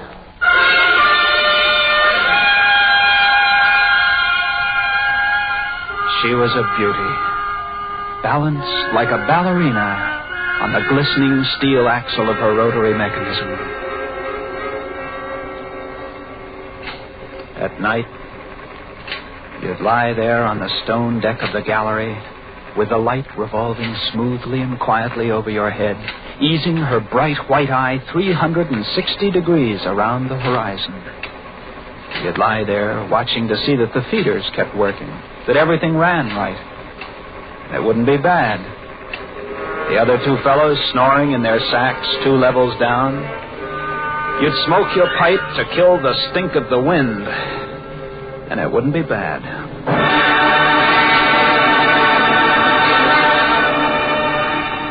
About those other two, Louis and Auguste, what a pair. Louis, he was head man, was a big fellow from the Basque country, black beard, little hard black eyes, and a pair of arms that, I tell you, those arms were as big around as my legs. Yes, head man he was, and what word he let go was law. Silent fellow, and although I spent my first 2 weeks trying to strike up a real conversation, the most I could ever get out of him was... I took up this profession because I don't like people. They talk too much. It's quiet work, light tending. Let's keep it that way. You're getting to be as bad as August. I thought maybe for once they'd send me somebody That was who would Louis. keep his mouth.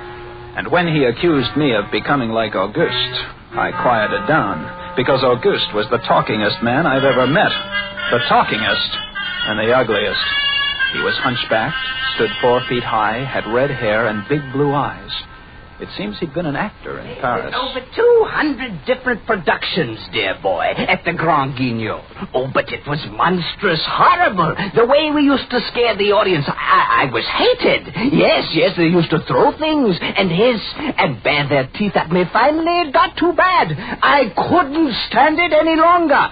I gave up the theater. My nerves, you understand. Yes, gave it up completely. I really did. I couldn't.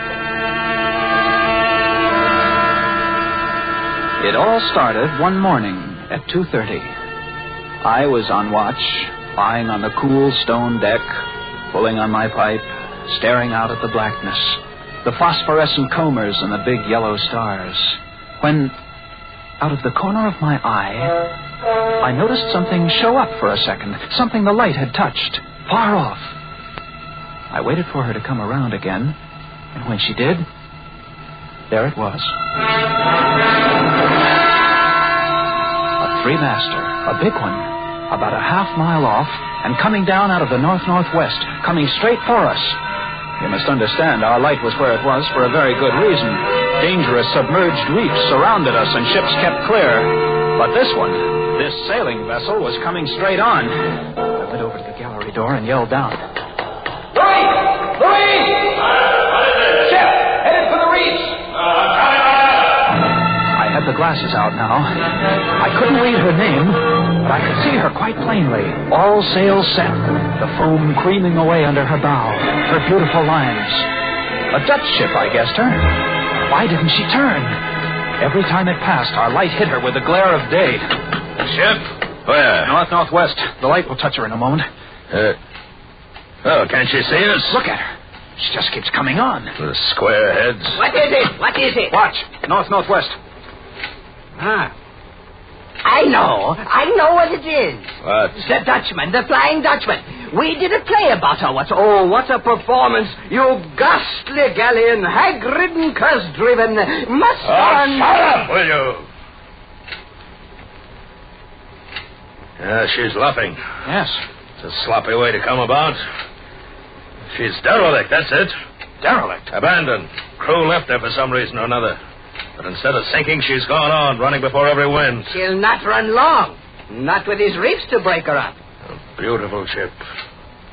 Now, why would men leave a beautiful ship like that?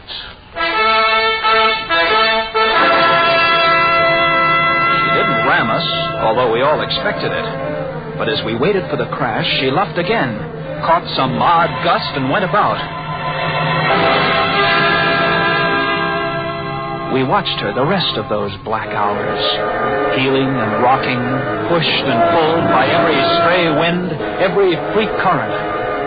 Watched her until the dawn came, till the sea turned from black to pearly gray. And on she came again, heading for us. We all had our glasses trained on her now. August, you can kill the light. Right, Chief. She doesn't look so good by daylight. Think she'll ground this time? I say, do you think she'll ground this time?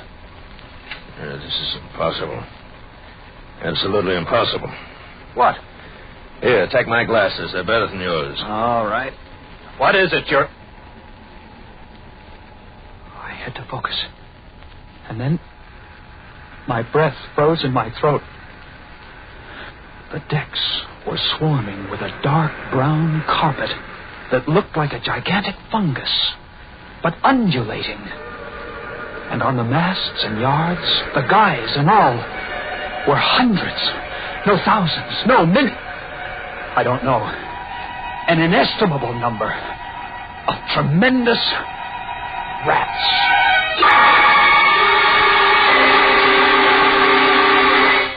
See them? Yes, I see them. Now we know why she's derelict. Yes, now we know. What are you two doing? Here, give me a look. Yes, give him the glasses. Take a good look, chatterbox. Give you something to talk about. She's still heading for us. Yes. If she's going to turn, she'd better turn soon. Suppose she doesn't. You mean suppose she piles up on the quay? It's low tide. Yes, it is.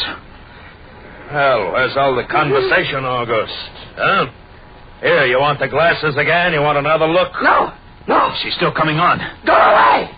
Go away! Turn, will you? Turn, I say! I pray you turn.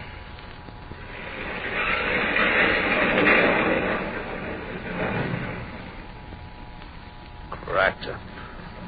The rats! Look!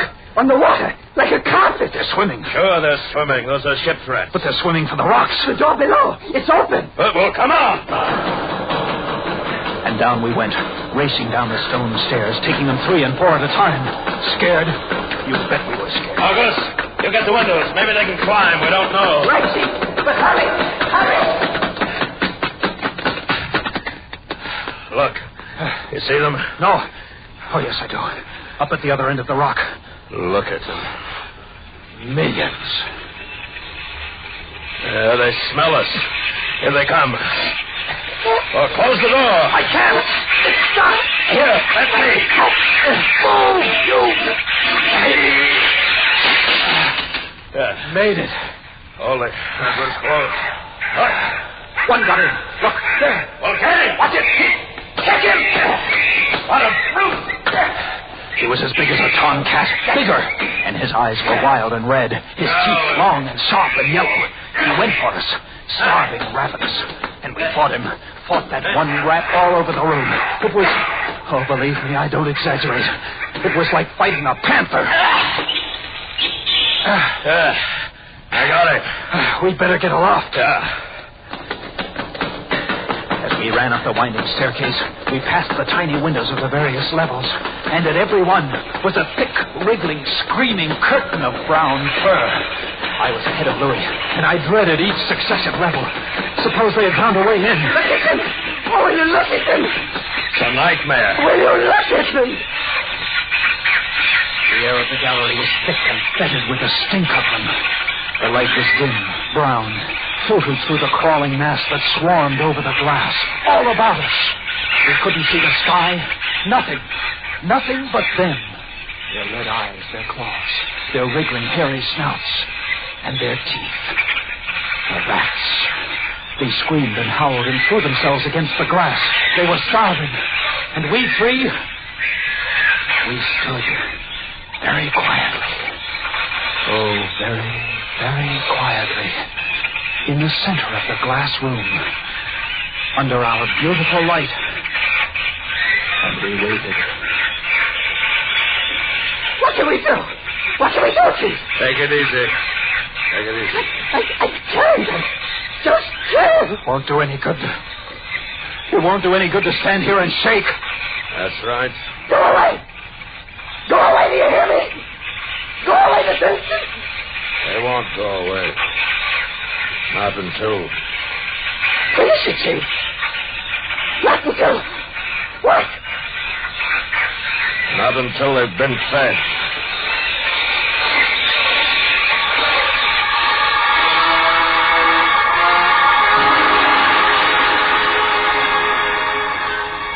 You can take just so much horror, and then you get used to it. And they were interesting to watch, you know. They couldn't understand the glass.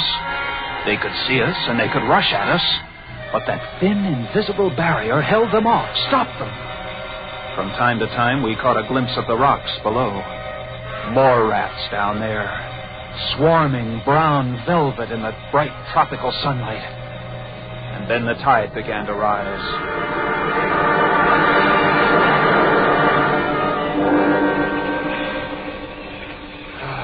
If only it had drowned some of them. Ship's rats don't drown. No, sir. You can't drown one of them. They're all climbing up the tower. This bunch around us is getting thicker. Say, what's the time? 6:15. You've got first watch, Sean. Right. Wake me at 10. I will. Come along, August. It was getting dark. One side of the room was lit a soft, filtered red. Sunset through the rats. Oh, very pretty. I set the wicks, checked my fuel, and then lit the lamp. It caught them, lit them in their gigantic wriggling web of pale, hairless bellies, twitching red tails, bright eyes. And then I started the rotary motor. The light drove them mad.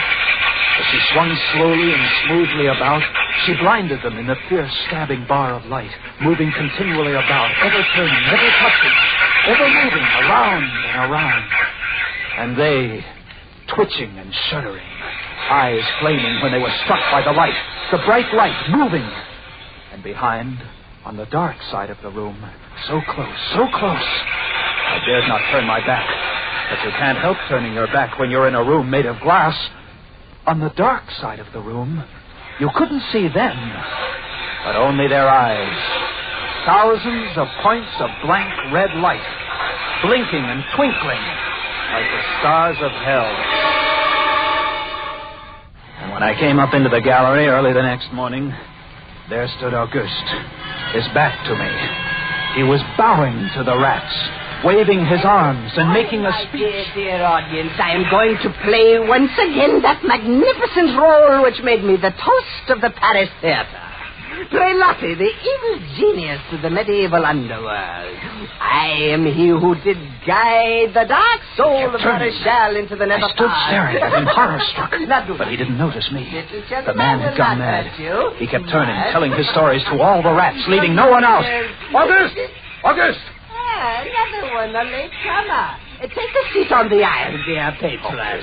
Stop it. Desiree, the blood-stained monster, was my partner in iniquity. Went on, bowing and scraping to the rats, his big blue eyes rolling and winking, his wild red hair waving about him. I grabbed him by the arms and slapped his face.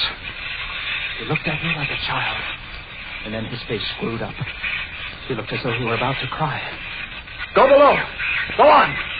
Oh, very well then. Later, my dear audience, later. Matinee today.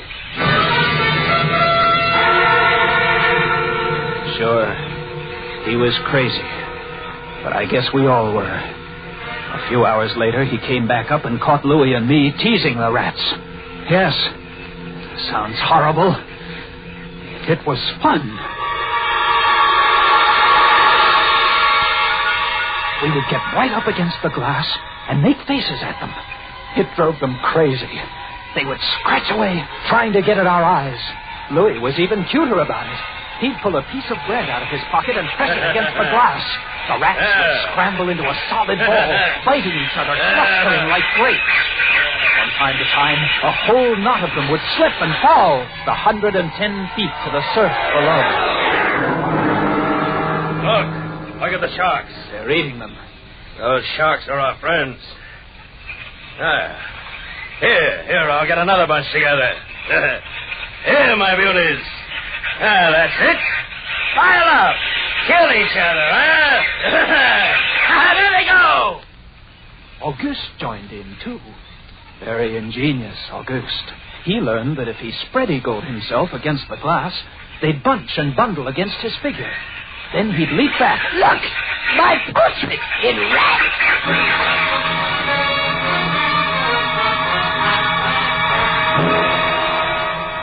It went on all day. And then I was lying in bed. It was about midnight. I was very tired, and I was just beginning to fall off to sleep when I became conscious of a new sound. I couldn't figure it at first. I got up, lit the lamp, and went to the window. Even as I looked out, I saw one of the panes begin to sag in. They had eaten the wood away. Louis, come quick!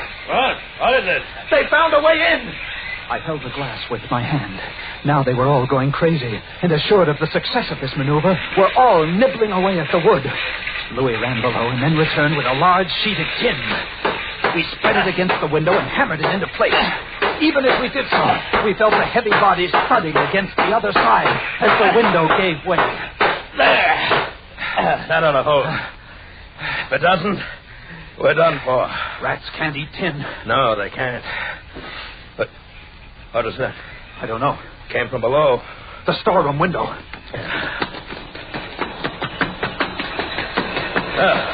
They're in. They're swarming up the stairs. Off the trap, right? What? Two of them got in. Let's go after them. We didn't have to go after them. They came at us. I leaped to one side and grabbed a marlin spike, swung, and smashed one in midair. No! I whirled to see Louis with the other. It had ripped his hand open and the blood was pouring out. He held his hand aloft and kicked at the snarling rat. I stepped and swung and got him. Oh, my hand! He got my hand! That's both of them, Louis. I'll get you something to tie that up. Blood!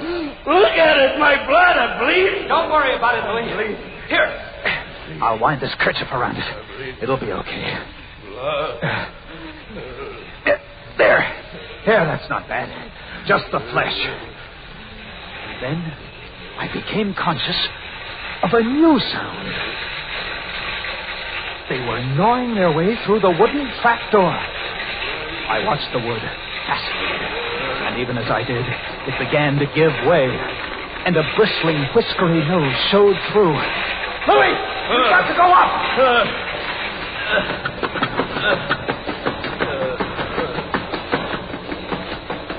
The next level was the living quarters and kitchen. I slammed the trap there, but it too was wood. Oh, my blood. What are we going to do? I don't know. They'll be through this one in a minute. To the gallery. The trap door in the gallery is metal. Good. Come on! We made it. We lay across the trapdoor, exhausted, while below us the rats took over the entire tower. I could hear them howling and fighting over our food supply, our water, our leather. And all about us, the others screamed and glared in at us, swayed in a tangled mass, hypnotized by the ever-turning light. By morning, the air in the little room was horrible. Until now, we'd been getting air from the tower below. Now that was sealed off, and so was all our food and water. We lay exhausted, panting, waiting, and the hours crawled on. I was almost dozing from fatigue when I saw a sight that brought me to fast. Would you like to come in, my beauties? Would you? I hold the powers of life and death, and I can let you in, you know. Auguste was standing by the glass, and in one hand he held a big wrench. He was tapping the glass gently, not quite hard enough to break it. I eased myself to my feet, and slowly, very slowly, tiptoed toward him. All I have to do is tap just a little harder. I found a coil of wire in the toolkit, and I thrust him up, fastened him to a stanchion in the center of the room. Louis was of no help. He lay on his side, looking at his bloody hand, weak and sick as a baby.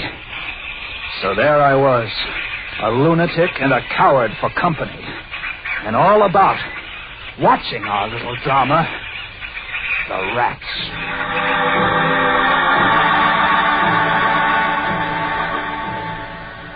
The day dragged by. The supply boat wasn't due for another 12 days. I don't know what they could have done if they had come. And we had only one way of summoning them. That was to shoot off distress rockets. But the rockets were 4 floors below. And even if they'd been right there in the gallery, I couldn't have opened a window to fire them.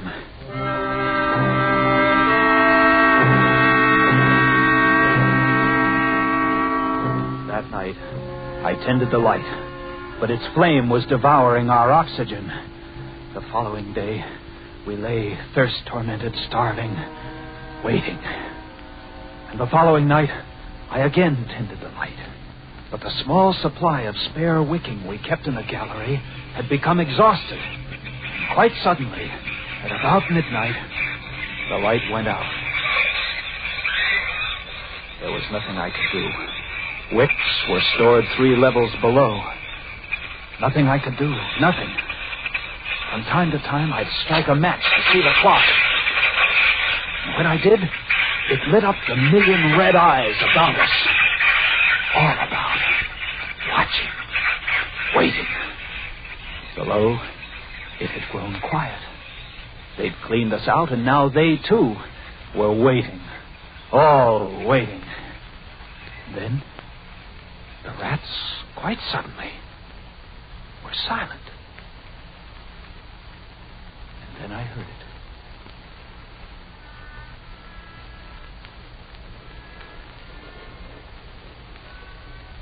And then I saw the sky and the stars. The rats were gone. I went to the glass. Out there on the water, a small freighter, a banana boat, showing a few lights, came softly and innocently towards us. Our light was out.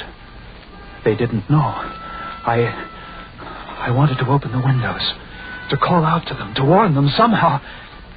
But I was afraid. What if the rats were hiding from me, tricking me? So I waited.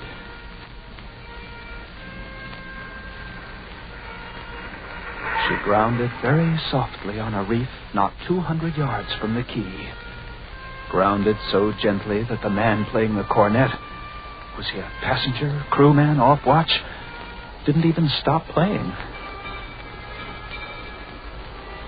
They tried washing her back off. I could have told them to save their fuel. The tide was rising, would have floated her free. And I waited.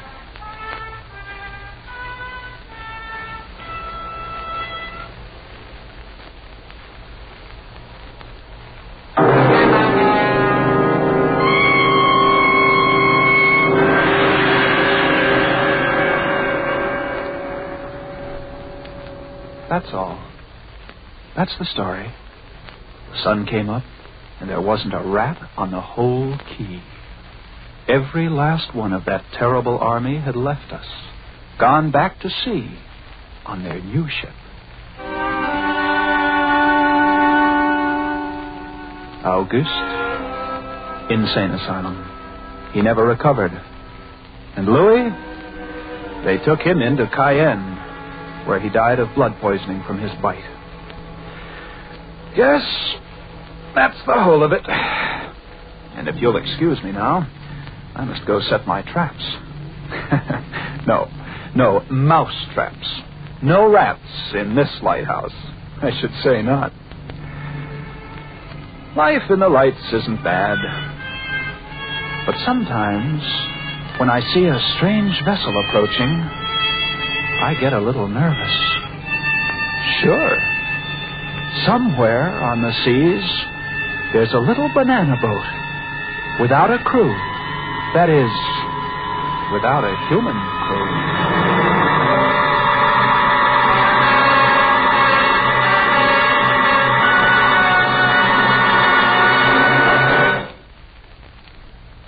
Escape is produced and directed by William N. Robeson. Tonight we have presented Three Skelton Key by George Toulouse, adapted for radio by James Poe.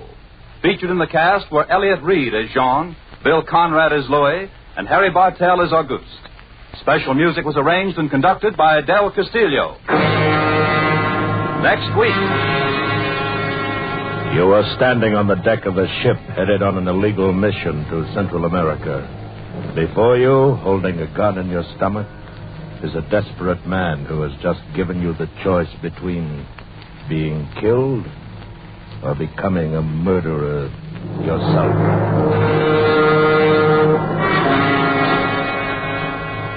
Next week we escape with John and Gwen Bagney's exciting tale of a murderous trio of gun runners in Central America, Maracas. Goodbye then until the same time next week, when once again we offer you Escape.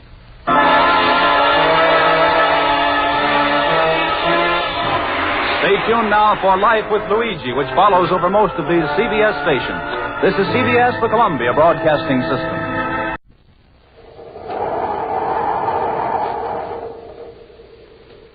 Rice Chex and Wheat Chex, the bite-sized cereals in the red and white checkerboard packages, present Space Patrol! High adventure in the wild, vast reaches of space. Missions of daring in the name of interplanetary justice. Travel into the future with Buzz Corey, Commander-in-Chief of the Space Patrol. In today's transcribed Space Patrol adventure, Buzz and Happy are in their spacesuits aboard a wrecked spaceship, stranded on a meteor. Through the nose port, they watch an enemy spaceship land. It's Smead's ship, all right, Commander. Have your ray gun ready, Hap. We'll give them a fight. Yes, sir. Yeah, they're shining some sort of light on us. Wow, what a glare. Don't look at it. Some kind of special ray. Drop to the deck. I can still see the light, even with my eyes shut. It's burning into my brain. Fight it, Hap. Keep low. Commander, everything's turning black. We can work our way aft and get some shielding between us and that ray. Oh, it's no use, Commander. I can't move. We'll return in just a moment with today's exciting Space Patrol adventure, Invasion from Tiranna. Hey, Space Patroller, what do you see peering through your periscope? Hi, Captain Two-Bill. I'm spying on the mailbox around the corner. I'm spying on my pals, all of them dropping letters into the box. You know what they're sending away for? The swell Space Patrol periscope? You bet, Captain. Well, Space Patrollers, you better take a tip from our pal here and send for your Space Patrol periscope today.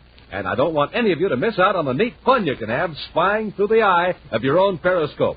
That magical mirror that lets you see around corners and trees, over fences and bushes, but nobody can see you. You can see right over the heads of real tall people, too. Because the periscope's 24 inches high and tapered special for wide-angle vision. And you'll like the keen periscope colors, too. Blue, yellow, and red. And don't forget, Captain Two-Bill, there's a special identification chart of Outer Space Patrol printed right on the periscope, and a place for your name, address, and solar system. Yes, it's plenty terrific. So, gang, hurry and send for yours right now. Remember, this is the last time we can offer you the Space Patrol periscope. Send or rice checks or wheat checks, box top, together with your name, address, and 25 cents in coin to Space Patrol, Box 686, St. Louis, Missouri. Don't forget your 25 cents.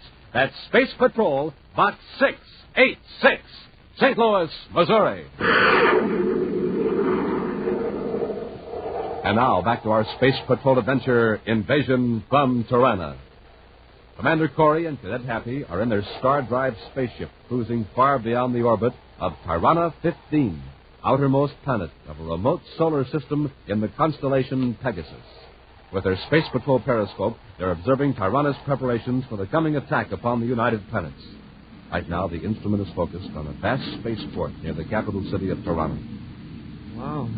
There must be 100 spaceships there, Commander. And all Star Drive jobs from the looks of it. That's just one spaceport. Maybe 10 more on other planets with just as many ships. Well, how are we going to locate them all, sir? It would take months to search all 15 planets with just this one periscope. We can't hope to find out how many ships are going to attack. We'll be lucky if we can find out when the invasion starts.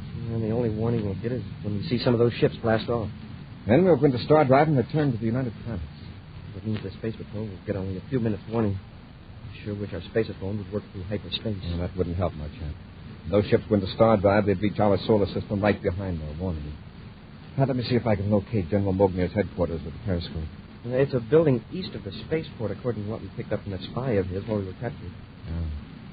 Had rig up the microfilm camera for the periscope. May be able to photograph some Tirannian documents. Well, that won't do much good, sir. We can't read Tirannian.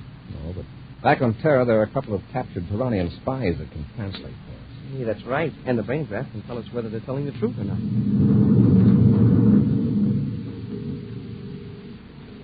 Elsewhere, in his headquarters on Tiranna 7, capital planet of the enemy solar system, General Mogner, chief of the Tirannian intelligence section, goes over invasion plans with the spy Kosuri, known to Buzz and Happy as Matthew Smead. I have just received word from Central Command on our task units on 8 other planets are ready for embarkment. Then we are waiting for the unit here on Tiranna 7. Yes, Kosuri. The ships of the command unit are being loaded with supplies now. Look. Mark this date on the calendar, Kosuri. This is the date of our attack on the United Planets. Yes, General. And I trust I am being considered for a suitable command in the occupation forces? I'll consider that matter after our next campaign. Our next campaign? Yes. After the United Planets are under control, Tiranna will launch an offensive against Varkol. Varkol? Varkol is a star just 8 light years from our system. Its planets are inhabited and developed to a high degree in technology. Why haven't we attacked it before? Because we weren't sure we could conquer it. Latest reports, however, show that the people of Varkol are entirely peaceable. Despite their scientific advancement, they should be easier to defeat than the United Planets. I'll go over our plan in detail.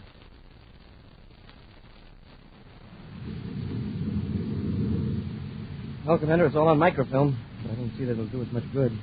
Too bad we couldn't hear what the General and Smead were talking about. It would be in Tirannian language anyway, huh? Still, I've learned something important.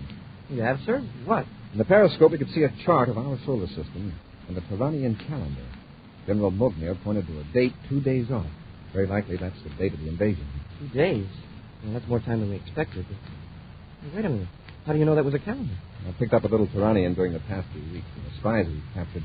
Naturally, I can't translate any of their documents, but I know their number system, and I know how they measure time. That was a calendar, all right. And we've got 2 days warning. No, less than that.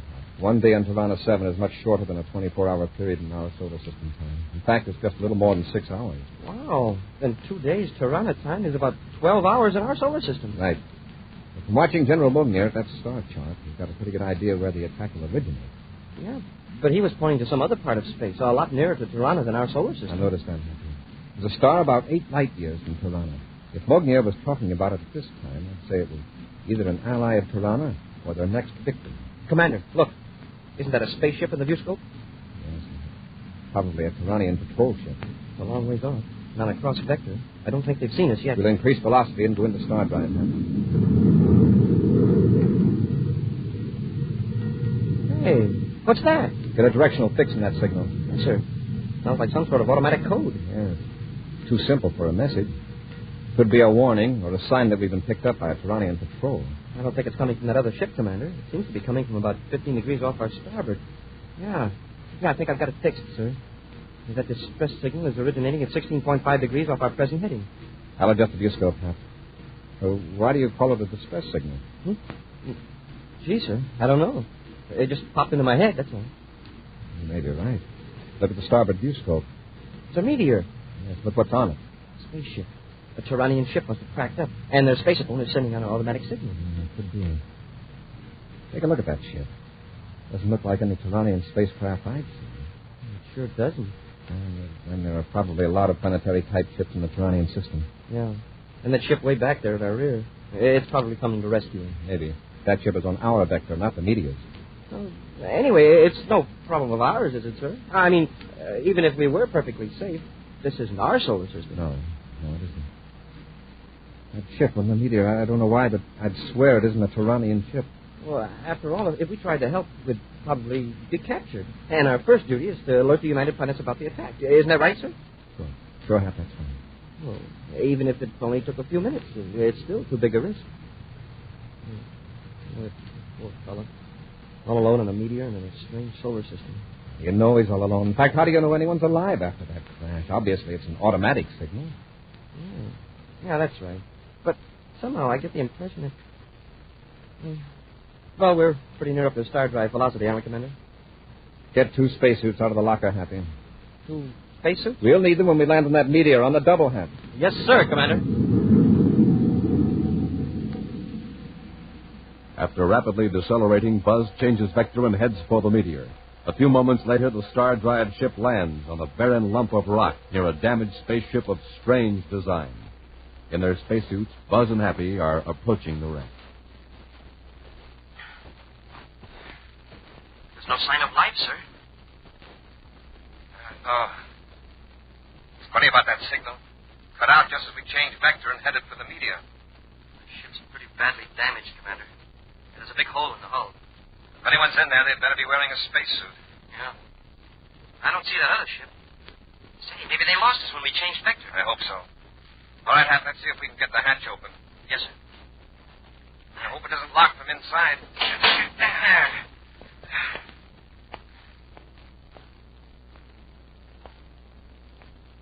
Commander, look.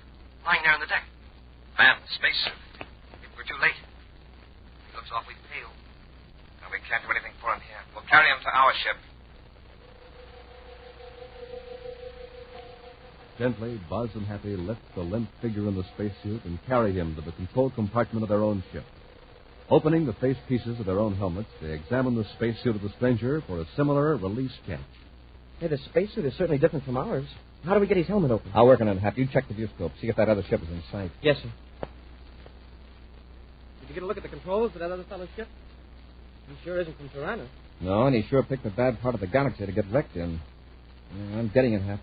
I hope he breathes the same kind of air we do. If he doesn't, he's no worse off than he was in his own ship. Commander, we're on a spot.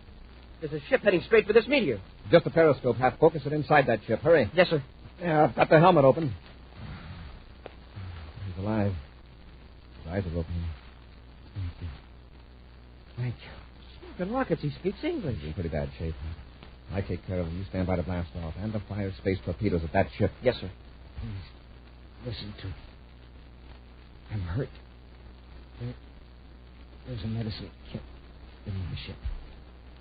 I must have it all finished. Commander, I've got the periscope focused inside that ship. And guess who's at the controls? Smead? Right. And General Mogul.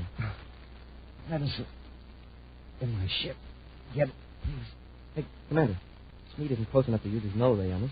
If we blast off now, we can keep the meteor between us and that ship until we get up velocity again. Oh, no. If Smead turns that on us, we're helpless. He's nearly within range, sir. Shall I blast off? The medicine kit. Please. He's nearly done for. Smead's reaching for the null ray control, sir. What are we going to do? We're going to save this man's life. Get the medicine kit.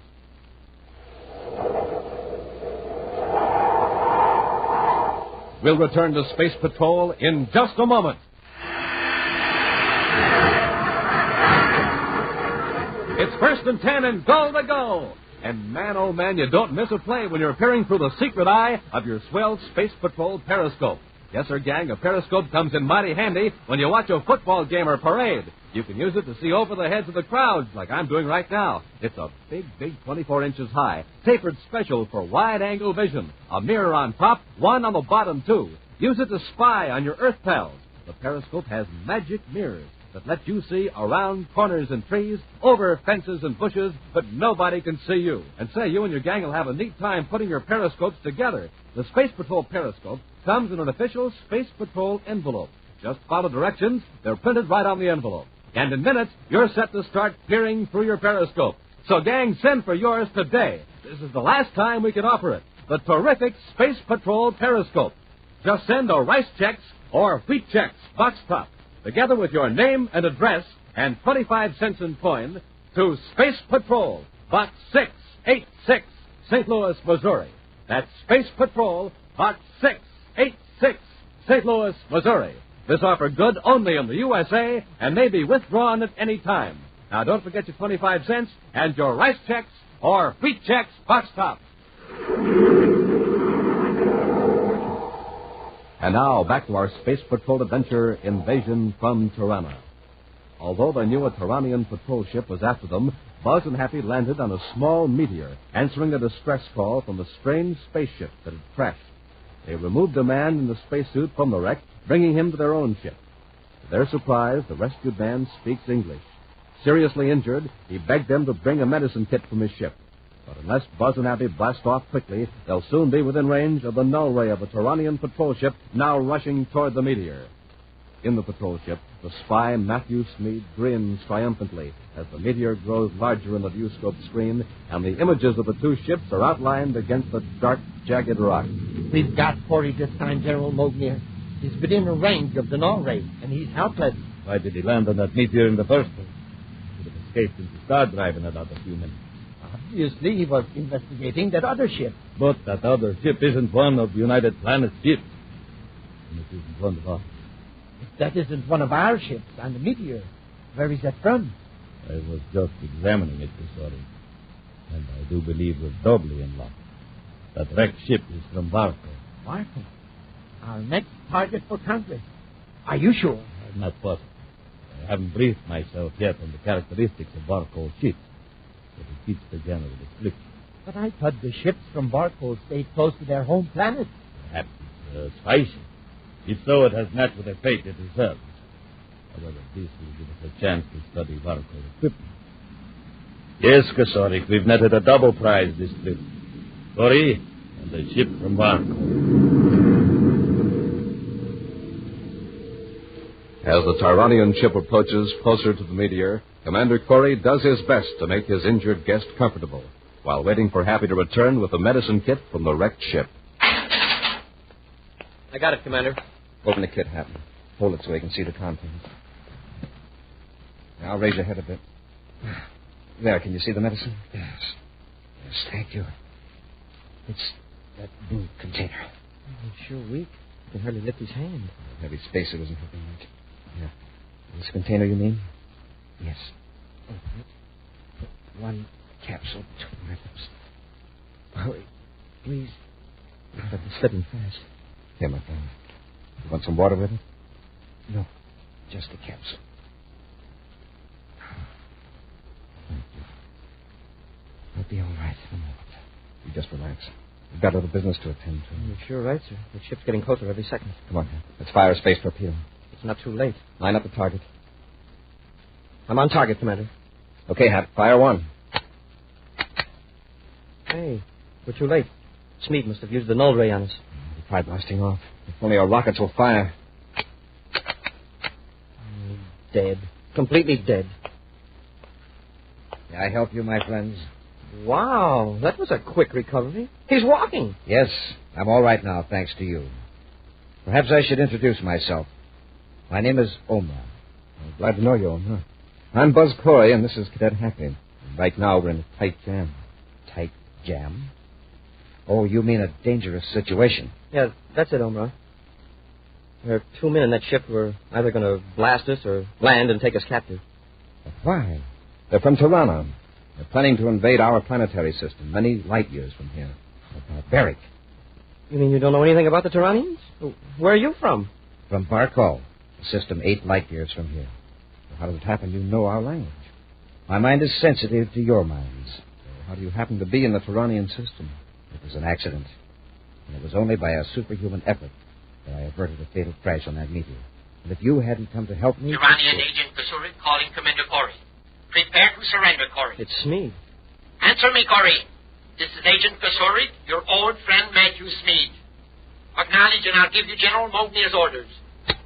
I read you, Smeed. And for your information, I'm not interested in General Mognier's orders. There is nothing you can do about it now, Corey. We will land on a meteor and take you with us. And I warn you, any attempt to resist may prove fatal. Osoriga. See what we mean, Omar? And you stopped to help me, knowing you were in danger from this man? Well, it looks like our help didn't accomplish much. Might as well warn you, Omar, we're going to fight. When Smeed and General Bugner land, this ship isn't going to be a very safe place for you. There's something else. I can't be sure, but I think your own planetary system is next on Tiranna's list for conquest. But Barkal has done nothing to the Tiranians? Well, a lot that has to do with it. We didn't do anything to them either. Come with me to my ship. Your ship's wrecked. Still, if you've got weapons aboard, we can make a stand there. There isn't much time. Hurry. All right, Omar. Adjust your face piece, Happen. Let's go. In the damaged, airless hull of Omar's ship, the 3 men wearing spacesuits look through the nose port as the Tyrannian ship approaches the meteor. Won't be long now, Omar. Let's have a look at those weapons and show us how to use them. I have no weapons aboard, Commander. What? Excuse me, my friends. There is a matter I must attend to. Gee, Commander, maybe you and I ought to go back to our ship. No, Smeed and General Bogner will probably assume we're there. Maybe that'll give us a chance to take them by surprise. Omar, what good is that space phone going to do? It'll take that signal 8 years to reach Barkal. Maybe Omar's space phone works through a hyperspace ham. Well, even so, Smeed and the general can finish us before a Barkal ship could get here.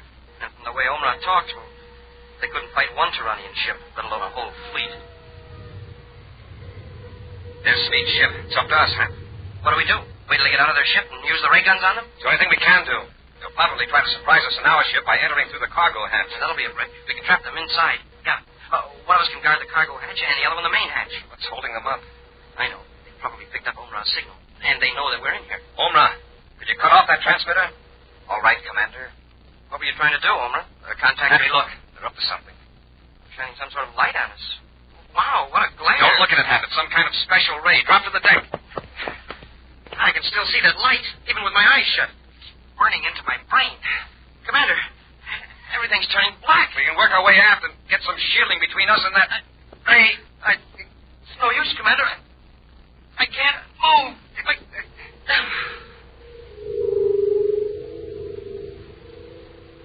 Under the effects of the mysterious ray, numbness creeps over the 2 space patrollers in Omra. Then complete oblivion. The next thing Buzz and Happy are aware of is a rotating, rushing sound and a painful throbbing in their heads. All is blackness, except for a few pinpoints of light. The points become blurs, and then suddenly come into focus. Happy turns and finds Buzz lying beside him. Commander, can you hear me? Yes, Happy. We're in a ship, and we're spaceborne. It's our own star drive ship. We're alone in the control compartment. Oh, I never expected to wake up alive after that ray.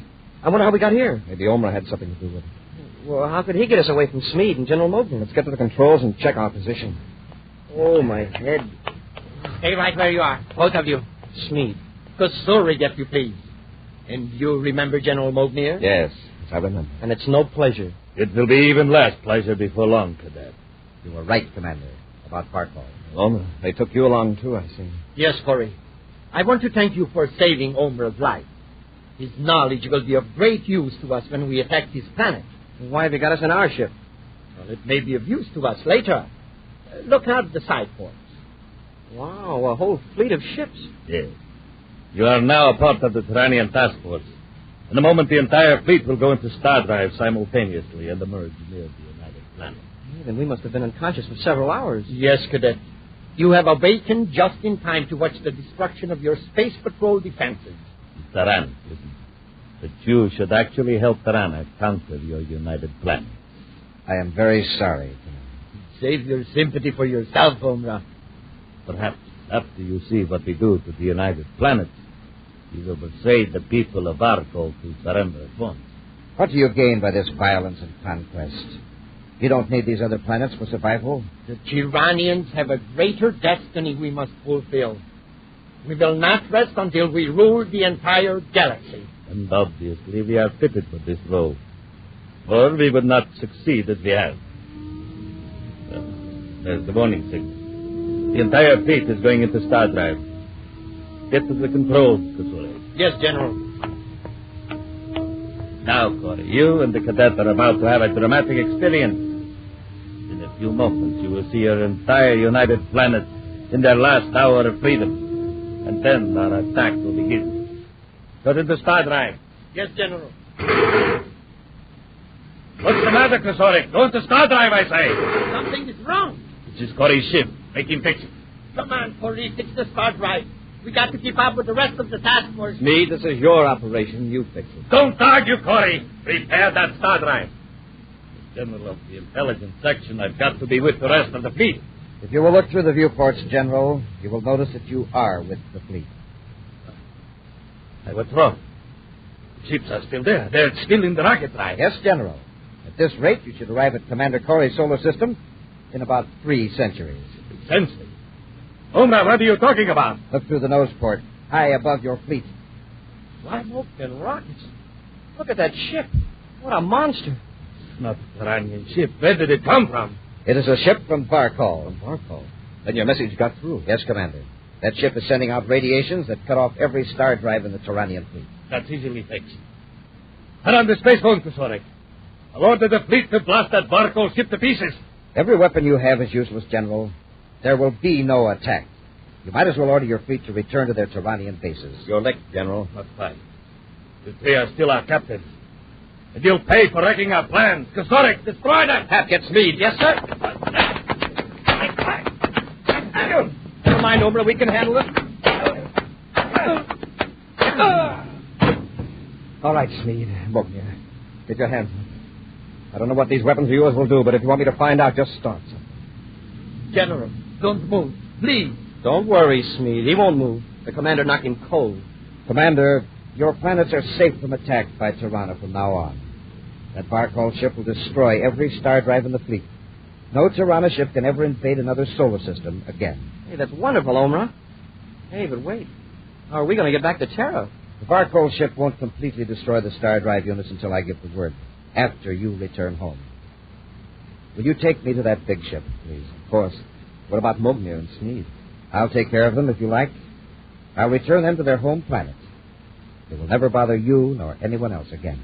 Are you going to punish them? Punish them? Punish?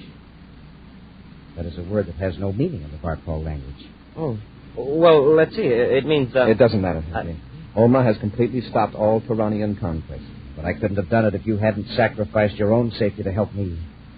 I hope your people and mine will always be friends. I'm sure we will be, Oma. Sure, Oma. And I think I can explain punishment. It's what you're doing to Smead and General Mognier. I still don't understand. You're fixing them so they'll never see anyone but their own kind. That's real punishment.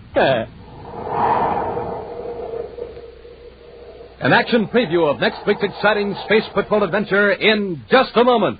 Hey, Hap, what's all the commotion around the Space Patrol bulletin board? It's so crowded I couldn't get up close enough to see. I don't know, Captain. Hey, let's peer through our periscopes. Yeah, right over the heads of the crowd. Good idea. Okay, now, what does it say? Smoking rockets. The message reads, last call for the Space Patrol periscope. Hey, that's right, too. Space Patrollers, this is the last time we can tell you about it. Go ahead, Captain, tell them. A pleasure, Cadet. Gang, this is an honest-to-goodness periscope with magic mirrors. One on top, one on the bottom. Through them, you see around corners and over fences, around trees and over bushes, but nobody can see you. Yes, you see without being seen, and it's big, 24 inches high, tapered special for wide-angle vision. There's a special identification chart printed right on it. Pictures of the citizens of all the major planets. Jumpin' Jupiter, you're going to have lots of fun playing secret space agent or Earth spy with a Space Patrol periscope. But remember, this is the last time that we can make this terrific offer. So, Space Patrollers, right away today, send our rice checks or wheat checks box top, together with your name and address and 25 cents in coin to Space Patrol, Box 686, St. Louis, Missouri. That's Space Patrol, Box 686, St. Louis, Missouri. Don't forget your 25 cents and a rice checks or wheat checks box top. A, B, C, D, E, F, G. Bite-sized checks taste good to me.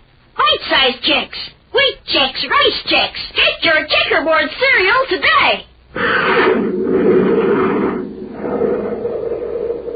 And now, a preview of next week's exciting Space Patrol adventure. Buzz and Happy have just rescued two men from a damaged space freighter. Right now, in their spacesuits, they're helping the two men through the airlock into their patrol ship. Close the hatch, Hap. Yes, sir. Raise our face pieces now. The cadet will take you back aft, man. Thanks. Have that other fellow's injured. Better hold him. Right, Commander. I've got something in this box that'll make him feel better. Oh, first aid kit, huh? Not quite. If you don't get your hands up, you'll need more than a first aid kit. Commander, it's a blast gun. You're taking over the ship, Corey. Do as you're told, and you'll stay alive. Be sure to be with us next week for the thrilling story, The Voice from the Future, when Nestle's Chocolate presents Space Patrol! Space Patrol, created by Mike Moser, starring Ed Kemmer as Commander Corey and Lynn Osborne as Cadet Happy, was written by Lou Houston, produced and directed by Larry Robertson, executive producer Helen Moser. Other players were Ken Mayer, Norman Jolly, and Bela Kovach. Dick Tufeld speaking. This program is broadcast to our armed forces overseas through the worldwide facilities of the Armed Forces Radio Service. Space Patrol came to you transcribed from Hollywood. This is ABC Radio Network.